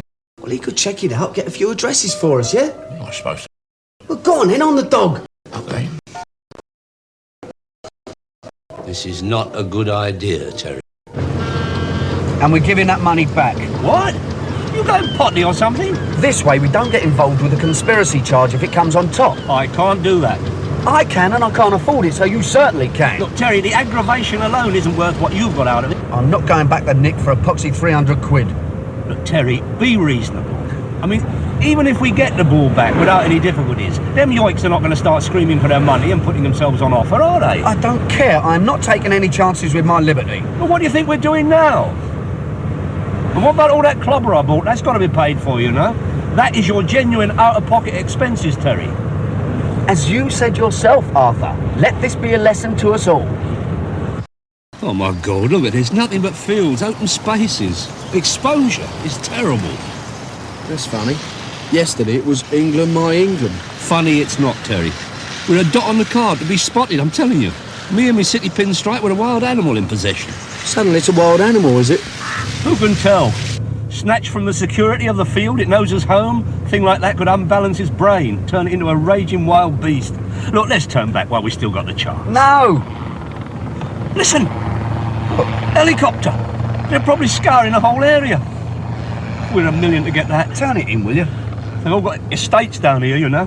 Who have? Crown Court Beaks, descendants of Judge Jeffreys. Judge who? Jeffreys, known as a hanging judge. That sort of excessive attitude to lawbreakers is passed on from generation to generation. That lot think a plea of mitigation is a request to go to the toilet. It'll be the maximum sentence, no mercy, stand on me. I will if you don't turn it in. Oh, my good God.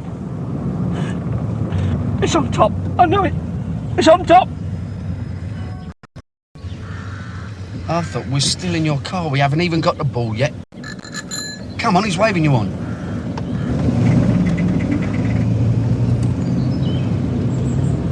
Is he following? On a push bike. Don't let that fool you.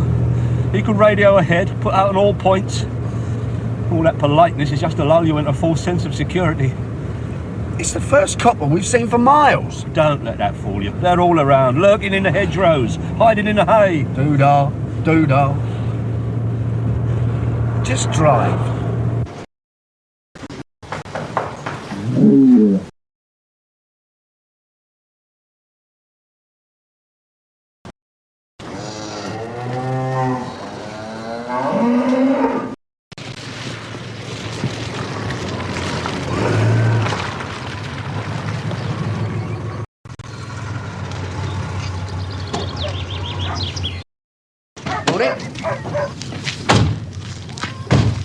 Daly, what are you doing here? We've come to take the ball back. Yeah, misunderstanding. You made a deal, Mr. Daly. Yeah, but as I say, there's been a bit of a misunderstanding. You see, we didn't realise... We didn't know we were stealing the ball. It wasn't our impression, Mr. Daly. Oh? Wasn't it? Now, which one of you two gentlemen owns this? I do. So you're William Meadows, then, eh? Now, you're probably wondering how we found you. You see, my friend Arthur has a friend who's got a friend in the force, see? The police? You haven't informed the police, have you? No, he hasn't, no. Not yet. What do you mean? Well, the way I see it, there are several ways to handle this. Now, the best way is that you give us back the ball and there's no aggravation.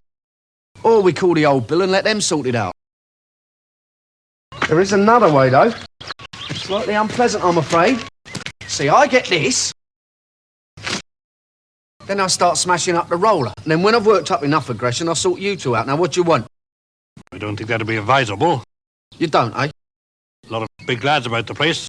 We've only got to call them. Well, you better start shouting, sunshine. Well, wait a minute. What about the money? Better. There you go. Here's my share. Bit of a problem there, Terry. I haven't brought mine. You didn't give me time to nip back and get it. Mr. Daly, you pay by cheque. No, I haven't brought my book. You've what? Please. Oh, I could have sworn I left it on the, Just pay the man, eh? All of it? Yeah, all of it. Well, what about money for exes? Aggro money? Just write out a cheque, right? You're half. Here's half my half, 600 quid, OK? 600? Here, we gave you £4,000. I was keeping it as a surprise for you. Next week, your birthday. I'll take an oath, Terry. You don't know when my birthday is? Yes, I do. Yes, I do. Your mum told me when I went round one day. Just write a cheque. How do we know this won't bounce and you've taken the bull for yourselves? You don't. Thank you. Where is it then? Better get loaded up then. You know, if there's no bull on the premises, there's no evidence. So what's to stop us ringing the police once you've gone? Oh, that's simple. You're coming with us. I suppose we could make it a bit more. Suppose you could try. Say, another 1,000? Not interested, Squire. Anyway, you couldn't have kept it around here, could you? Somebody'd be bound to spot it. We'd no intention of keeping it around here. My colleague has an isolated farm a long way away. It wouldn't have been difficult. And I thought all the clever villains lived in London.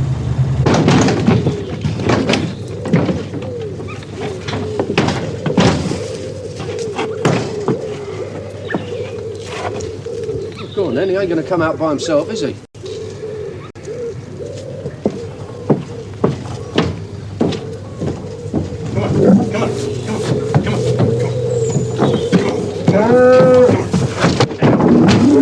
Hey, look out! Oh, no! Arthur, you've got to stop doing this. People are beginning to talk. Her indoors will kill you. Terry! Terry! He's a bit of a case, your Arthur, isn't he? Nah, he's all right. Just to get a bit carried away. Why did you let him get you into these situations? I keep asking myself that. He's just got this way of talking me into things. Mind you, they're not all as loony as that ball caper. And it does keep me off the dole. How about calling me a cab? All right, you're a cab. Listen, I don't suppose... What? Nah, don't. Go on, what? Well, I was just wondering... Wondering what, for goodness sake? Well, having you here for the last few days, well, I just thought, well, it'd be easier if, I like things the way they are, Terry. I like my job, my independence. And I like you. Just not ready for that kind of commitment. Oh, yeah. Okay? Yeah, just a thought. Very nice one, too. Terry! Oh, my God. All right, I'm here. So, what is it with you these days? You're becoming a recluse or something? Arthur. Oh. It's all right. I was just leaving. Yeah, I've got a job for you. A mate of mine's opening a drinker over the water tonight. Thinks it might get a bit rowdy. There's a pony in it for you. Yeah. Keep you off the door. This is true. Oh, your cab. Hello, they're ringing you. Hello. Yeah. Oh. Yeah, don't worry. No, it's all right. I'll be straight over. Okay, ta-da. Listen, you in a hurry? I need a lift. Why, where? It's that other business I was talking to you about. What other business? I'll explain in a moment, all right? Oh. Ah, your cab. It's okay, I'll do it. You go on. I'll ring you next week. I'll see you then, eh? You'll see me. I'll see you.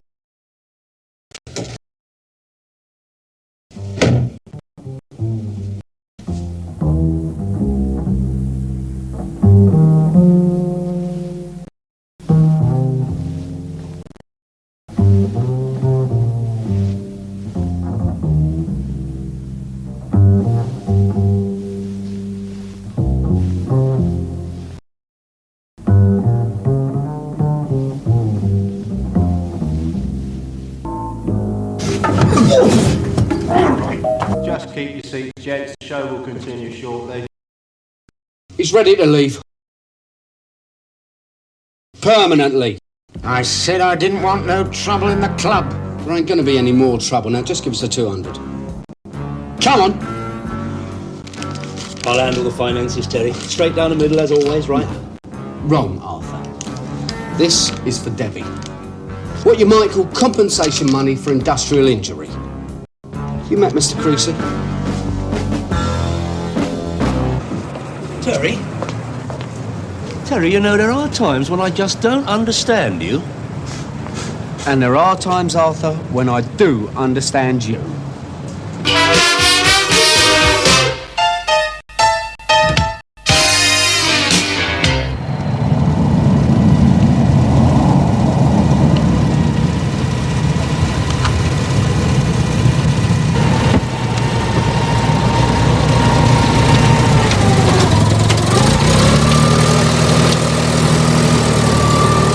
Believe me, Mrs. Chambers, you have my deepest sympathy.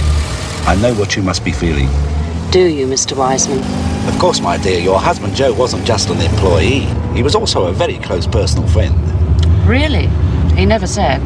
Ah, yes, well, I mean, that was Joe, wasn't it? You know what I mean? Discreet, loyal, stumm, a nice man, God rest his soul. Believe me, he's a great loss, a tragedy. I trust you had him well insured. Yes, there is a policy. Yes, well, a person has to protect themselves against the wicked tricks of fate. Very sensible. One of us had to be. I'll take care of the funeral expenses, help you to organise things. It's the least I can do. I just want to help. And a man should be laid to rest with dignity. In Hertfordshire, there are major sewer repairs. Well and truly. Little furry pancake. Needed a shovel to lift him off the road. Michael Alexander of the AA. What do you expect? 20-ton of articulator lorry you can't argue with. I bet the wife's upset. Think he was human the way she's going. I ought to get attached, don't they? Yeah. I hope this isn't going to take long. A small formality, my dear. All you have to do is sign a few papers and leave everything to me. Don't worry. You know, Terry, as lovers go, you're not too bad. Yeah, well, I practice a lot. On my own, you know.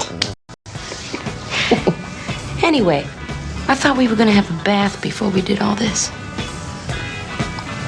That's right, yeah. Yes, madam.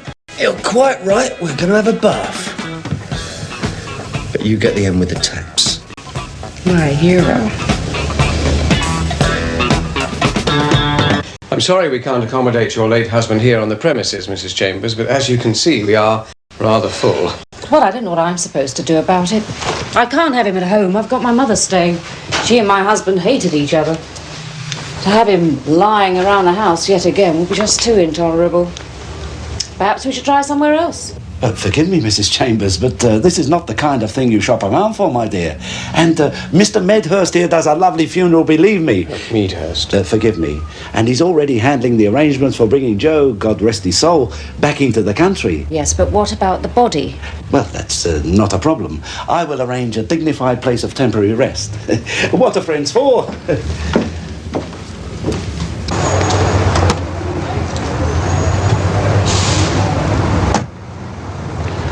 I want you to drive me back to the office and then take Mrs. Chambers home. She's standing it then? What, do you think I make a living by being a bad judge of people? She's a million. Yeah, but Arthur Daly. Intellectuals, I should trust. Geezers with nous. Now listen, Randolph. If you want to make a crust in this wicked world, always use mugs. Take my word for it, we're surrounded by them. And what about incapable?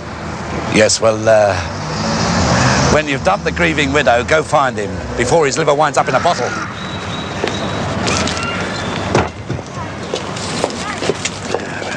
Oh, I'm so terribly sorry, madam. Oh, God. Would I could make contact with him, madam. If perchance you have his ear, so to speak, perhaps you could say a few words on my behalf. You're disgusting. I'll have you know I was once a professional man of some repute. And a fellow of the Royal College of Surgeons. Arthur, it's for you. It's Monty Wiseman. Monty Wiseman? Hello, Monty. Yeah. Of course. Well, you know me, always ready to discuss a bit of business. Yeah, sure. Where? All right, yeah, I'll drop in. Oh, I don't think I feel very well. I'm not surprised. Look at you. Look at you. You're an affront to nature. A bottle on some laboratory shelf you'll end up in. That may well be, but my brain is in very good condition. Well, Arthur, have the good sense to have a trade. So much money you got, you couldn't use £1,000 for a few hours graft? Grand? Do you want to haggle? Oh, no, but there are, one or two things to consider. Cash, ready in the hand, no VAT. What's to consider? Well, I mean, it is a bit, I mean, why can't you handle, well, not handle, but deal with it? Well, it's the wife. Nervous disposition. I mean, a thing like that lying around the house. You understand, it's not nice. Anyway, Joe, she didn't know. Oh, he's not a relation, then? He's not even the same religion. But if he's not a relation, why are you, Well, close personal friend, no family. What could I do, Arthur? A man must be laid to rest with dignity. Dignity? In my lockup? Well, he won't be complaining, will he? Arthur, last time I saw a pair of legs like that, one of them had a message tied to it.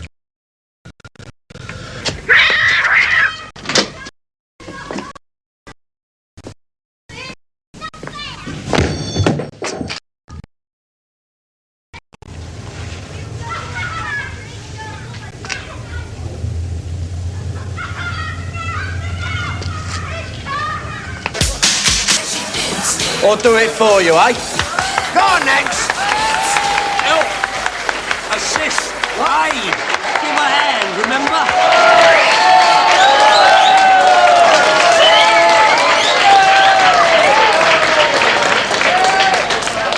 Great, come in. Get some of that down you. Thanks. Well done, my dear. You're Arthur, right? Such is my name. Oh, sorry. I thought it was Arthur. It is Arthur. So who's such? Pardon? Terry, what is happening? I seem to be missing something. Oh, no, not at all. Come on, what about this job? Don't be daft, spit it out. Well, look, we've got to go to the airport tomorrow and pick someone up. Or someone who's flown in.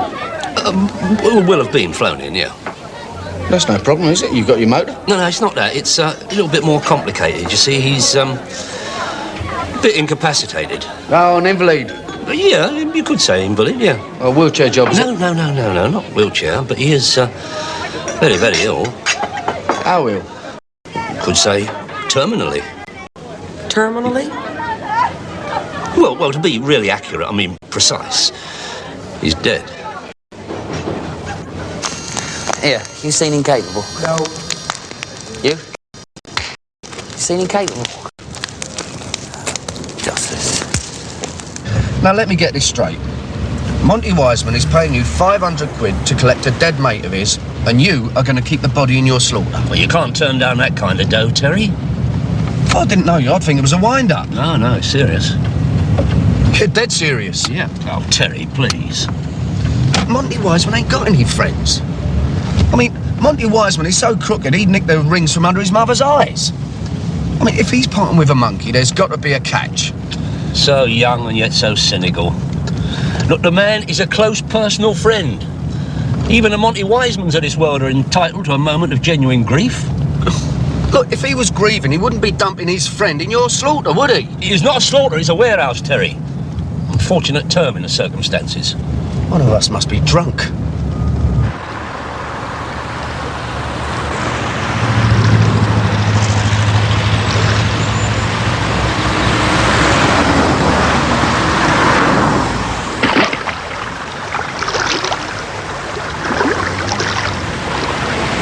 It's all within the law, legal and proper, I tell you. Yeah, but that Monty Wiseman, I mean, the people he knows, the places, I mean, he could have dumped his friend anywhere, couldn't he? I mean, why pick on us? Trust, I suppose, Terence. Plain and simple trust. Listen, Mont, you sure about all this? Randolph, possession is 9 points of the law, right? So they say. So, if we run into a little difficulty, who's in possession? Arthur. Right. Look, shut. Huh? Maybe it's been a bad month for death. Terry, I'm not sure what their opening hours are. Listen, what this geezer die of, anyway? Heart attack on a boat on the way to Malta, according to Monty. And that's why the departed has got to be flown back so that his mortal remains can repose somewhere till Monty makes arrangements for the funeral. Yeah, but shouldn't his mortal remains repose in a place like this? Yeah, well, I mean, perhaps there's other company in there. Or perhaps Monty wants to mourn in private. I don't know.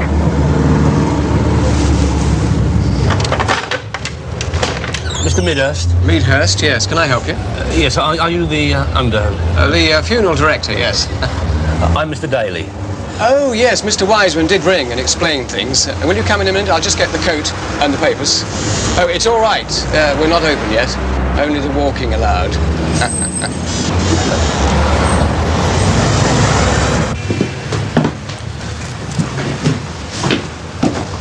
Will you be accompanying me in the van to the airport, or do you have a car? No, we'll just follow you up in the car. Oh, I see. Now, I understand from Mr. Wiseman that you are in some way related to Mr. Chambers. Mr. Chambers? The deceased. Oh, yes, distantly second cousin. We've never actually met, socially, that is. Oh, I see. Still, it's never pleasant, is it? Well, I'll get my coat and we can be on our way. What was all that then? I didn't know Monty was going to tell him I was a cousin. You better read that. What to do after death? Oh, Terry. This don't seem right to me, Terry. That's what I've been trying to tell you, innit? No, not that. It is. I mean, it should be us. Blokes in dark suits. I mean, look at that undertaker. He's wearing a sports jacket. Anyone would think we'd come to collect furniture. No respect these days, Terry. No respect at all. Well, I shouldn't think it would upset your second cousin too much. Mr. Daly, it's all in order. They're bringing the body out now. Well, go on, then. Come with me.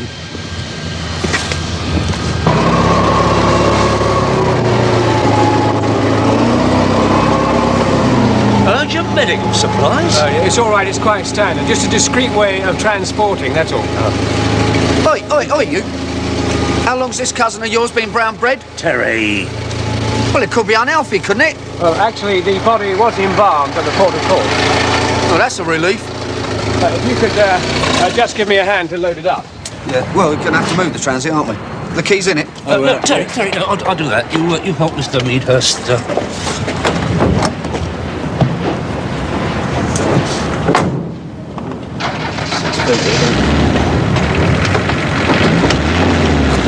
Hold on, that'll do you. All right, hold on.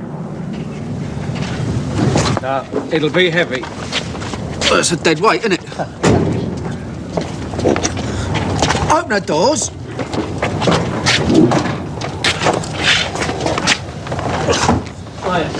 Give it a sharp little slide inside. Right. Oh, my God. Bloody hell, Arthur! Yeah. Sorry, mate. That's all right. Not you, him.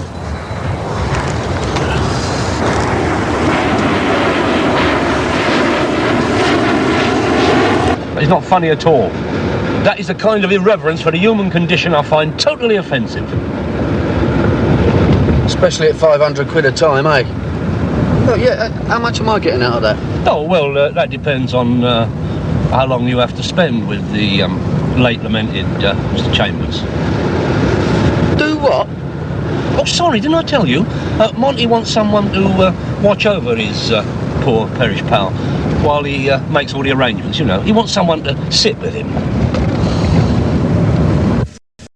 How do you feel now, dear? I feel perfectly all right, Mother. Good. I did know about his heart, you know. Gadding around the world like that. He never did have any consideration for others. Not totally inconsiderate, at least. He's left me comfortable. Yes, and you be careful some other man doesn't come along to take advantage of it. Don't worry, I will be.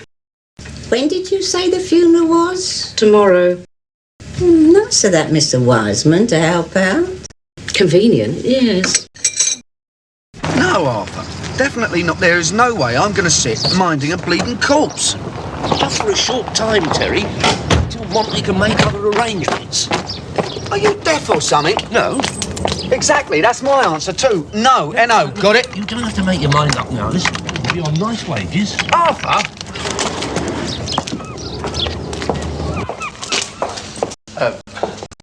Not here, surely. Well, it is only temporary, you know, till Mr. Wiseman makes other... Oh, I'll just make some room while you and Terry... Well, it's not very orthodox, Mr. Daly. Well, I do believe my late cousin was not famed for his formality. But it's all right, isn't it? I mean, there's no lawful reason why... No. Good. Well, don't stand there, Terry. Give Mr. Meadhurst a hand. Oh, and move my car out of the way. and lock it.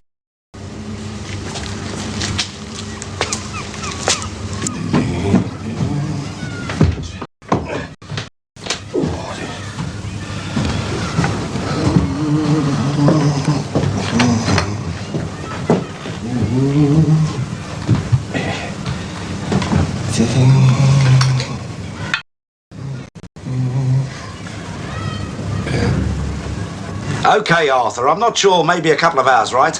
Just make sure he's not left on his own. I'll be off then. Hold on, I'm coming with you. Yeah, but Monty, Monty? Wait, come on. Monty? Oh, God. No, Arthur. Look, it's only for a couple of hours, Terry. Arthur, not even for 10 minutes. I tell you what, look, 50 sobs. No, I can't say fairer than that. And that is on top of the pony I've already given you. No. 75. 100. Done. Cash in your claw. As soon as Monty weighs in, you can collect. You have my committed word. No. I mean, he's probably going to knock you anyway, isn't he? Besides, I've got a mate. Hey, you've got a meet? Yeah, I promised Nancy I'd take her out for a cuff. A drink? That's charming. That is nice. I am in Stook and you're going birding it. Well, it's only a couple of hours, isn't it? I don't see why you can't dwell here. Oh, Terry, I would, but I promised her indoors I'd take her shopping at Brent Cross.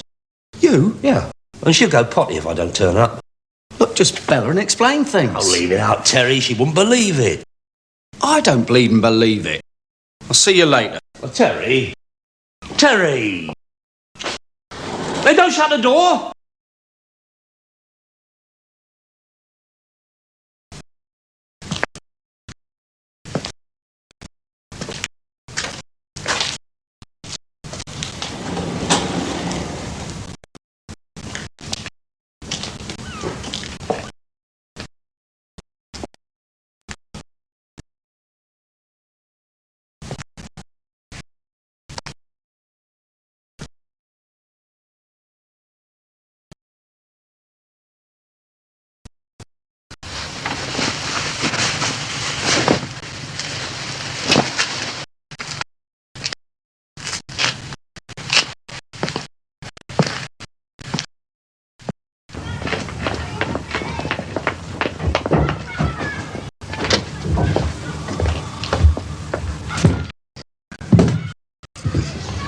Wake the schmuck up, Randolph.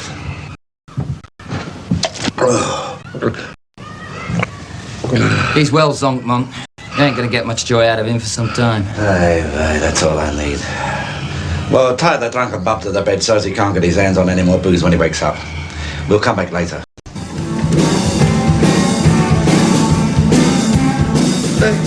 Terry. Ooh, what are you doing here? You invited me, remember? Oh, that's right. Come on in. Come here. It's all right, isn't it? Yeah, the door was open, so I just came up. Oh, yeah, don't worry about that. It's an open house. It's a squat. Everybody's welcome. Everybody? Well, not everybody. I don't want to be your plaything for another hour, you know. There's a drink over there if you want one yourself. Or, you want something else? Listen, do you have to smoke that crap?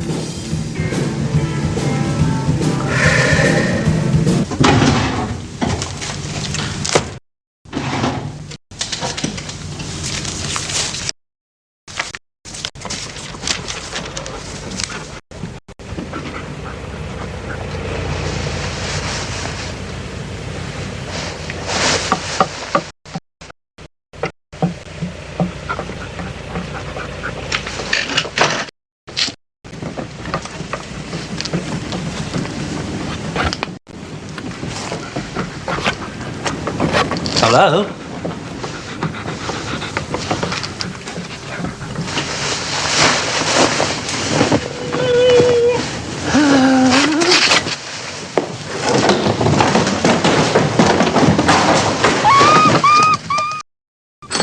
Hello, Wiseman Enterprises. Mr. Wiseman, this is Mr. Meadhurst. Oh, hello, Mr. Meadhurst. What can I do for you? Well, I'm afraid we have a little problem concerning the late Mr. Chambers. Problem? What do you mean? What problem? Well, I've had a phone call from the coroner's office requesting a post-mortem. I have informed Mrs. Chambers. Just a moment. How come the coroner knows about my friend? Well, you've probably forgotten, but I did explain to you that it is incumbent on the funeral director to inform the coroner. A courtesy call, you said?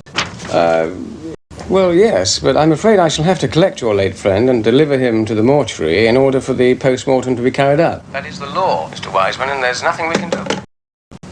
Randolph! I'm afraid the funeral arrangements for tomorrow will have to be cancelled, Mother. Can't rely on the man even when he's dead.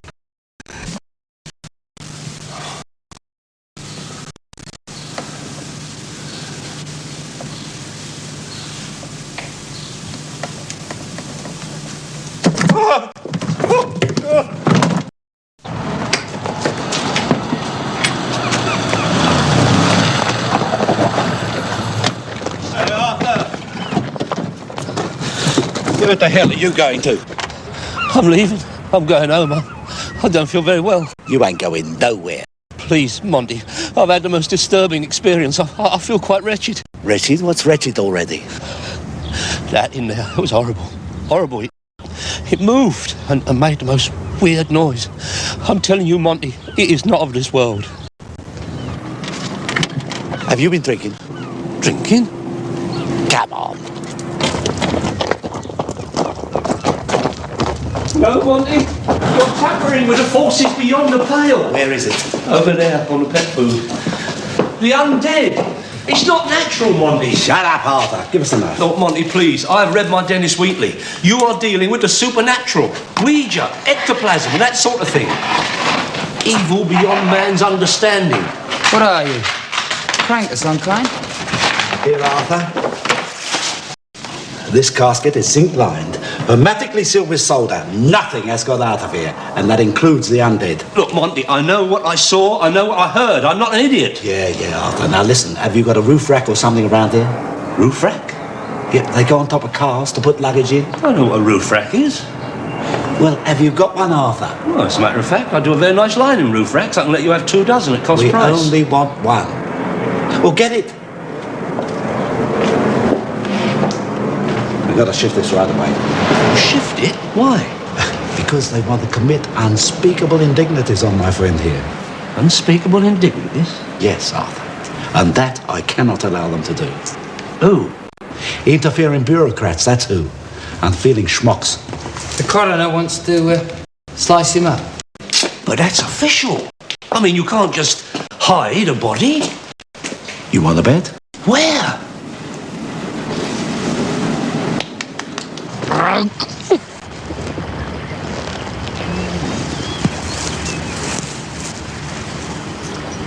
You're nice.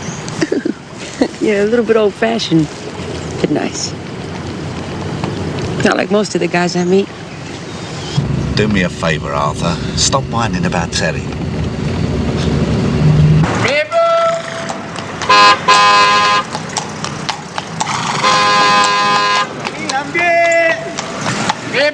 Monty, this is the boys' home. I mean, nobody likes strangers parked in their living room.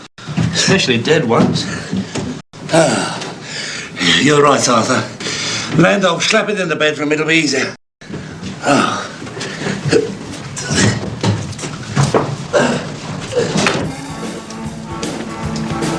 You working tonight? Yeah. Well, shall I come down and see you? Yeah. Do you want to go home? No, I can't go back to my pad. The boys are going to be all over the place. Let's go to mine then. You two all right? Well, I'll have another one, yeah, Nance. Oh, no, thanks, not me. Don't need it. Well, you look nice and jolly. Had a bereavement in the family, I. Oh. Our old Tom, he got run over. Tom? A cat. Oh. Fond of it, were you? Couldn't stand the bleeding thing. Oh. Well, I'm afraid I don't understand, Mrs. Chambers. You say that Mr. Wiseman never told you where your husband was. No, he didn't, and I can see why. And that Mr. Daly, the man who accompanied me to the airport, is in no way a relation. Don't you think I would know if he was? Well, yes, of course, but it does all seem to me to be just a little odd. Odd is hardly an adequate term to describe the fact that my late husband has been Parked in a garage, Mr. Meadhurst. Oh, well, I can assure you, Mrs. Chambers, I naturally assumed... Yes, I know it isn't your fault. But if there's something funny going on, I would like to know about it. Funny? It could affect the insurance policy.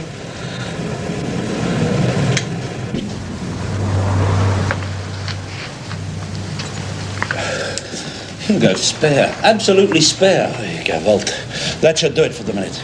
Oh, my good God. Eh? What's the matter? The nameplate. It's the wrong way up. Well, so what? So what? You've got your... He's upside down. Well, I don't suppose the blood will rush to his head. Monty, I have to tell you, I am beginning to think your interest in your dear friend is less than sentimental. Arthur, me? Monty Wiseman? How could you think such a thing? And I don't think you've been absolutely straight with me. Really? Well, not lies, actually, but, you know, little bits of omission.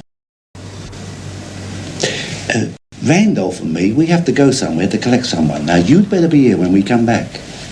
We wouldn't want Randolph to have to spend time looking for you, and that would be Arthur. Schmeitz.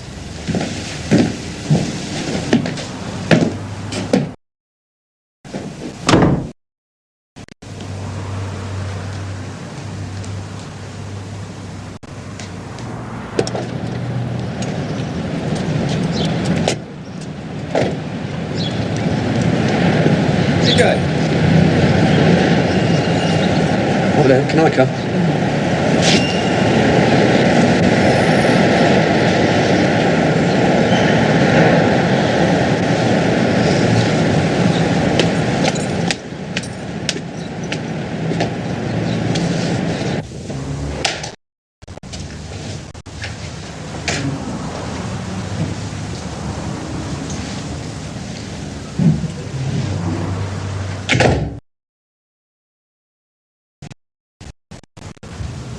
Terry? I can explain everything. I think you bleatin' better. You seem to know Mr. Daly and his assistant, Sergeant. Oh, yes, I know them, Mr. Midhurst. Meadhurst? And Monty Wiseman. I do hope you don't mean in a professional sense, Sergeant. That's precisely what I do mean, madam.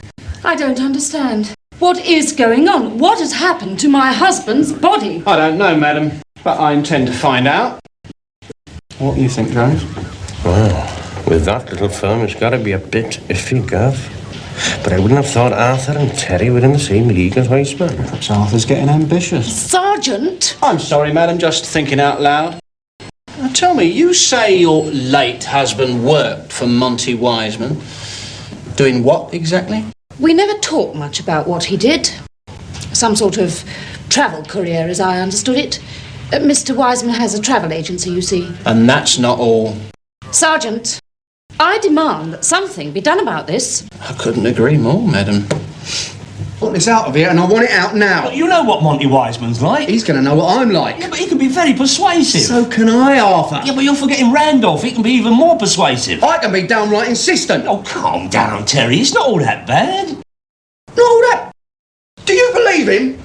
He puts a dead body in my bedroom and he says it's not all that bad. Well, I agree it's not a situation one finds desirable. It's bleeding obscene. Please, Terry, that is not nice. Remember, we are all mortal. Well, if he had to be laid to rest, the bedroom is as good a place as any. Now, don't you start. Anyway, I ain't been laid to rest, has he, standing up in my flat? I don't think so, Terry. You've even got him on his head. No, that wasn't me. That was Monty and Randolph done that. That bleeding Wiseman. I'd hardly call him wise. A little bit of levity, Terence, just to try and get the situation into perspective. The situation, Arthur, is I don't want dead bodies as part of my fixtures and fittings. Look, Terry, I can understand you being a bit upset. Oh. But I am also upset. Oh. I have been witness to unexplainable phenomenon and am exposed to dark forces. I've had a very disturbing experience. Arthur, what are you talking about? The occult, Terry, the occult. Spirits of the nether regions. Things that go bump in the night. Or day, in this case. I'm sorry, mate, I ain't standing for that. What? Arthur, I know you. It's me, Terry, right? He's going to tell me some lunatic story and then expect me to think, oh, well, it's poor old Arthur, I'd better help. That has no bearing on the matter. It happened. I even passed out. I fell and hurt my head. Look, Phil. I'm not interested, Arthur. All right, have it your way. I was obviously wrong to expect a sympathetic hearing from someone I've always thought of as a friend and a confidant. Don't you ever stop. All you're thinking about is the dough you're going to make out of this lark. I'm glad you brought that up, because it did cross my mind, and I dismissed it immediately. But as I say, I had no choice. And now that he's a fait accompli, I think it only fair that you should have half the fee. Arthur, will you get it into that thick head of yours? Something is very dodgy here. Well, I did say to Monty I didn't think he was being entirely frank with me. Look, just think about it, eh? Why won't he let the coroner get his hands on his late friend, eh? What's there to hide? I mean, there might not even be a body in there. Could be full up with dope or something. And we could be in right stock if this all comes on top. Well, let's open it and find out. No, we mustn't open it. No, Terry, no. Not wise, man. Pardon? Look, nobody's opening anything, right? I'm going to run you home, and then I'm going to sort out Monty and Randolph, the Red-Nosed Ranger. And you are going to stay here in case I miss them. No, I'm not staying with Thingy, not after what I've been through, Terry. It's like you said, innit? What? You've got no choice. Come on, Curly. Don't worry, Arthur. Just keep a stiff upper. She's American.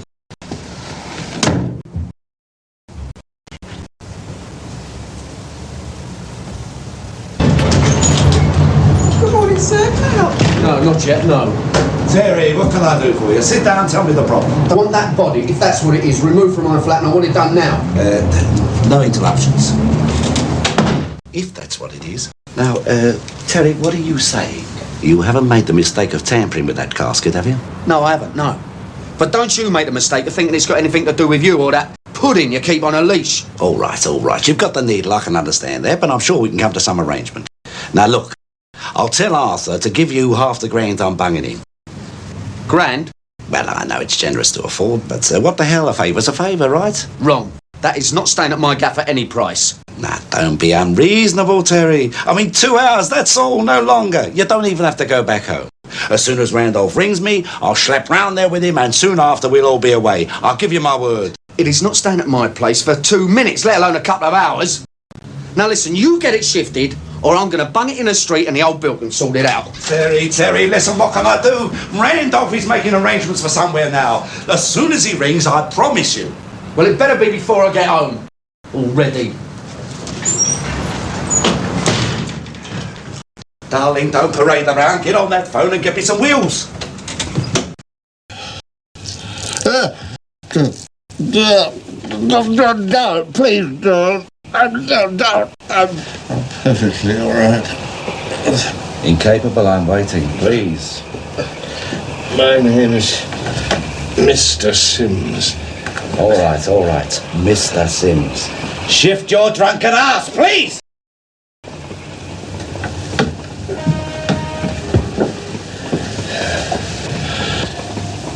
Come on, you look lovely.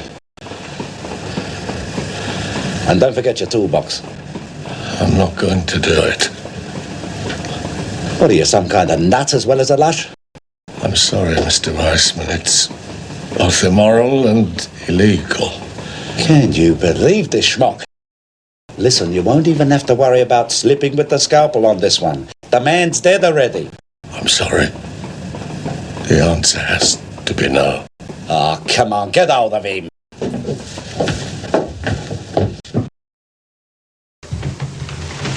Terry, what you doing? I'm getting rid, that's what I'm doing, and now you're here, you can give us a hand. Look, we're supposed to be minding this. Monty will go berserk. I don't give a monkey's what Monty will do, it's going! Terry! What you going to do with it? I don't know. Dump it somewhere. Dump it? Terry, there's a human body in there. You know respect. They teach you nothing in school assembly. What's up, Arthur? You worrying about the grand that Monty promised you? That is not the point, Terry. It's a matter of human dignity. This is sacrilegious. And what would he think? Have you thought about that? Look, just get the other end up. Otherwise, I'll drag it out by myself. Get the other end. Come on. Careful. You're making a big mistake, Terry. You're not thinking. I mean, if anything goes wrong, it's all legal and proper, isn't it? I mean, we're in the clear, but if it goes missing and the old bill gets involved, we'll be in right trouble. Look, just move it, will ya? Turn round, it'll be easier. Wait. Hang on. Come on. Wait a minute. Go! Terry. Terry, you've gone and done it again.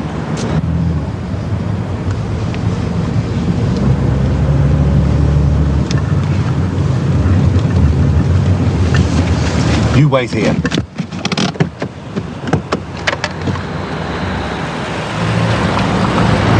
So, what is this desecration? This was not my idea, Monty. Tell him, Terry, tell him.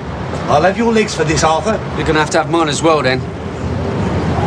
Randolph, Arthur, take this back inside. Hold on. If you'll pardon the expression, gents. Over my dead body. Monty.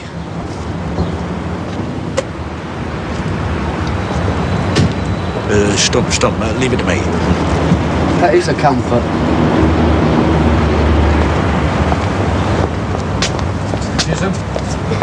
What the hell's going on here? Mrs. Chambers, I assure Are you responsible for this? Good gracious me, no, it was him, you see. You? Oh, Terry! I want these animals arrested, Sergeant! Be my pleasure, madam. An unhappy accident, Mr. Chisholm. I just came to collect my poor departed friend and... Can it, Monty? Well, I don't know what the wording on the charge sheet will read. Body snatching more or less went out with Burke and Hare.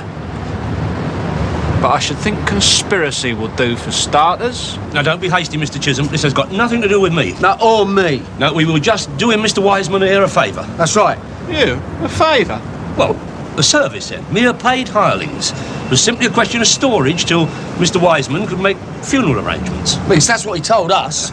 Now, Mr. Meadhurst here can confirm my role in this unhappy affair. Please. Yes, I suppose so. I did phone Mr. Wiseman a few hours ago with the coroner's decision. Yeah, that is correct. So I came over as soon as I could to inform Mr. Daly. And what do I find? My friend cast on the steps like so much garbage. A tragedy. God knows what they were up to. Who knows what we were up to? Now, come off it. You know very well what we were doing.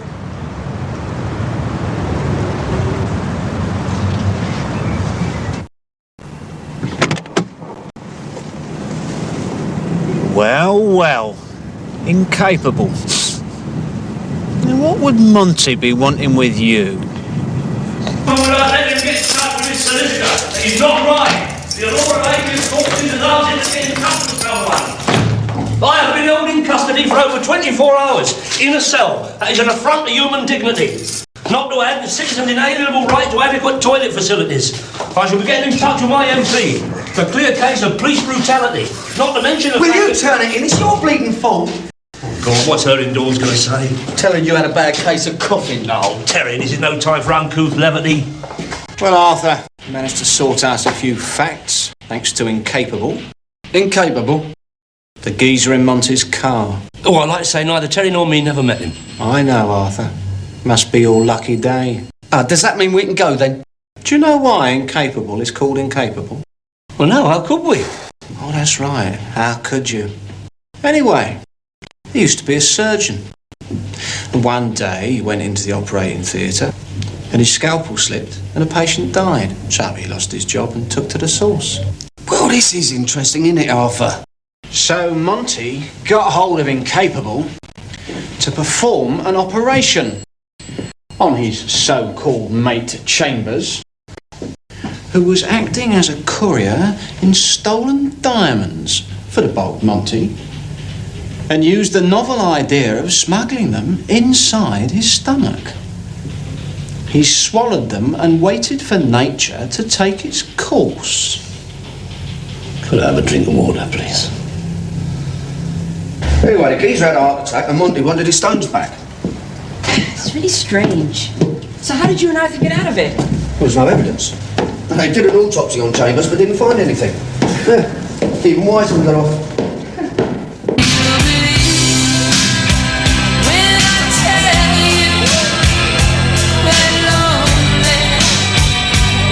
What do you mean we've got to go to the funeral? It's just a formality, Terry, a mark of respect, that's all. Anyway, Monty insists. Oh, he does he? Well, what he said was, either we go or I don't get paid. Amounts to the same thing. Just finish off the job, that's all. Finish off the job? No, not finish off the job. That's all done and over, but tidy up the loose ends.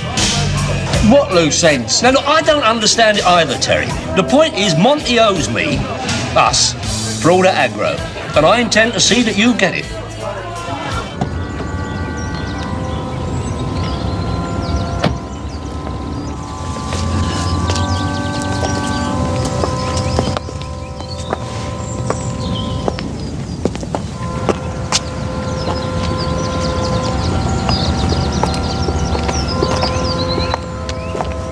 I am the resurrection and the life, saith the Lord.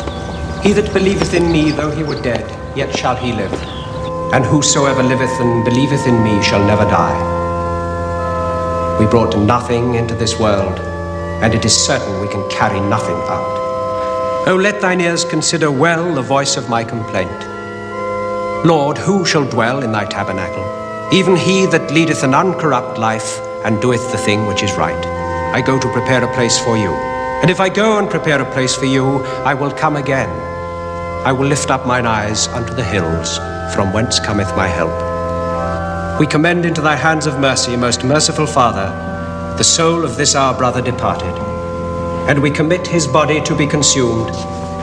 And we beseech thy infinite goodness to give us grace to live in thy fear and love, and to die in thy favour. That when thy judgment shall come, which thou hast committed to thy well-beloved Son, both this our brother and we may be found acceptable in thy sight. Grant this, O merciful Father, for the sake of Jesus Christ, our only Saviour, mediator and advocate. Amen.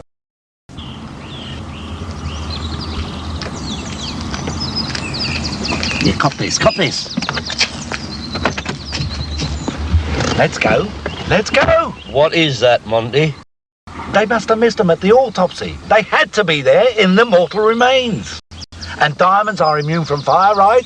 Well, let's go, Schmeitz! If I didn't know better, I would have thought you were about to nick the ashes of the late Joe Chambers. Oh, leave off. I know, we're mere employees, Mr. Chisholm. Me? You've got to be joking. We were just going to spread the ashes on the river. Well, that's down to the widow, Monty. I love Joe as well, you know. A nice guy. A nice guy, they said, Terry. A diamond, Mr. Chisholm.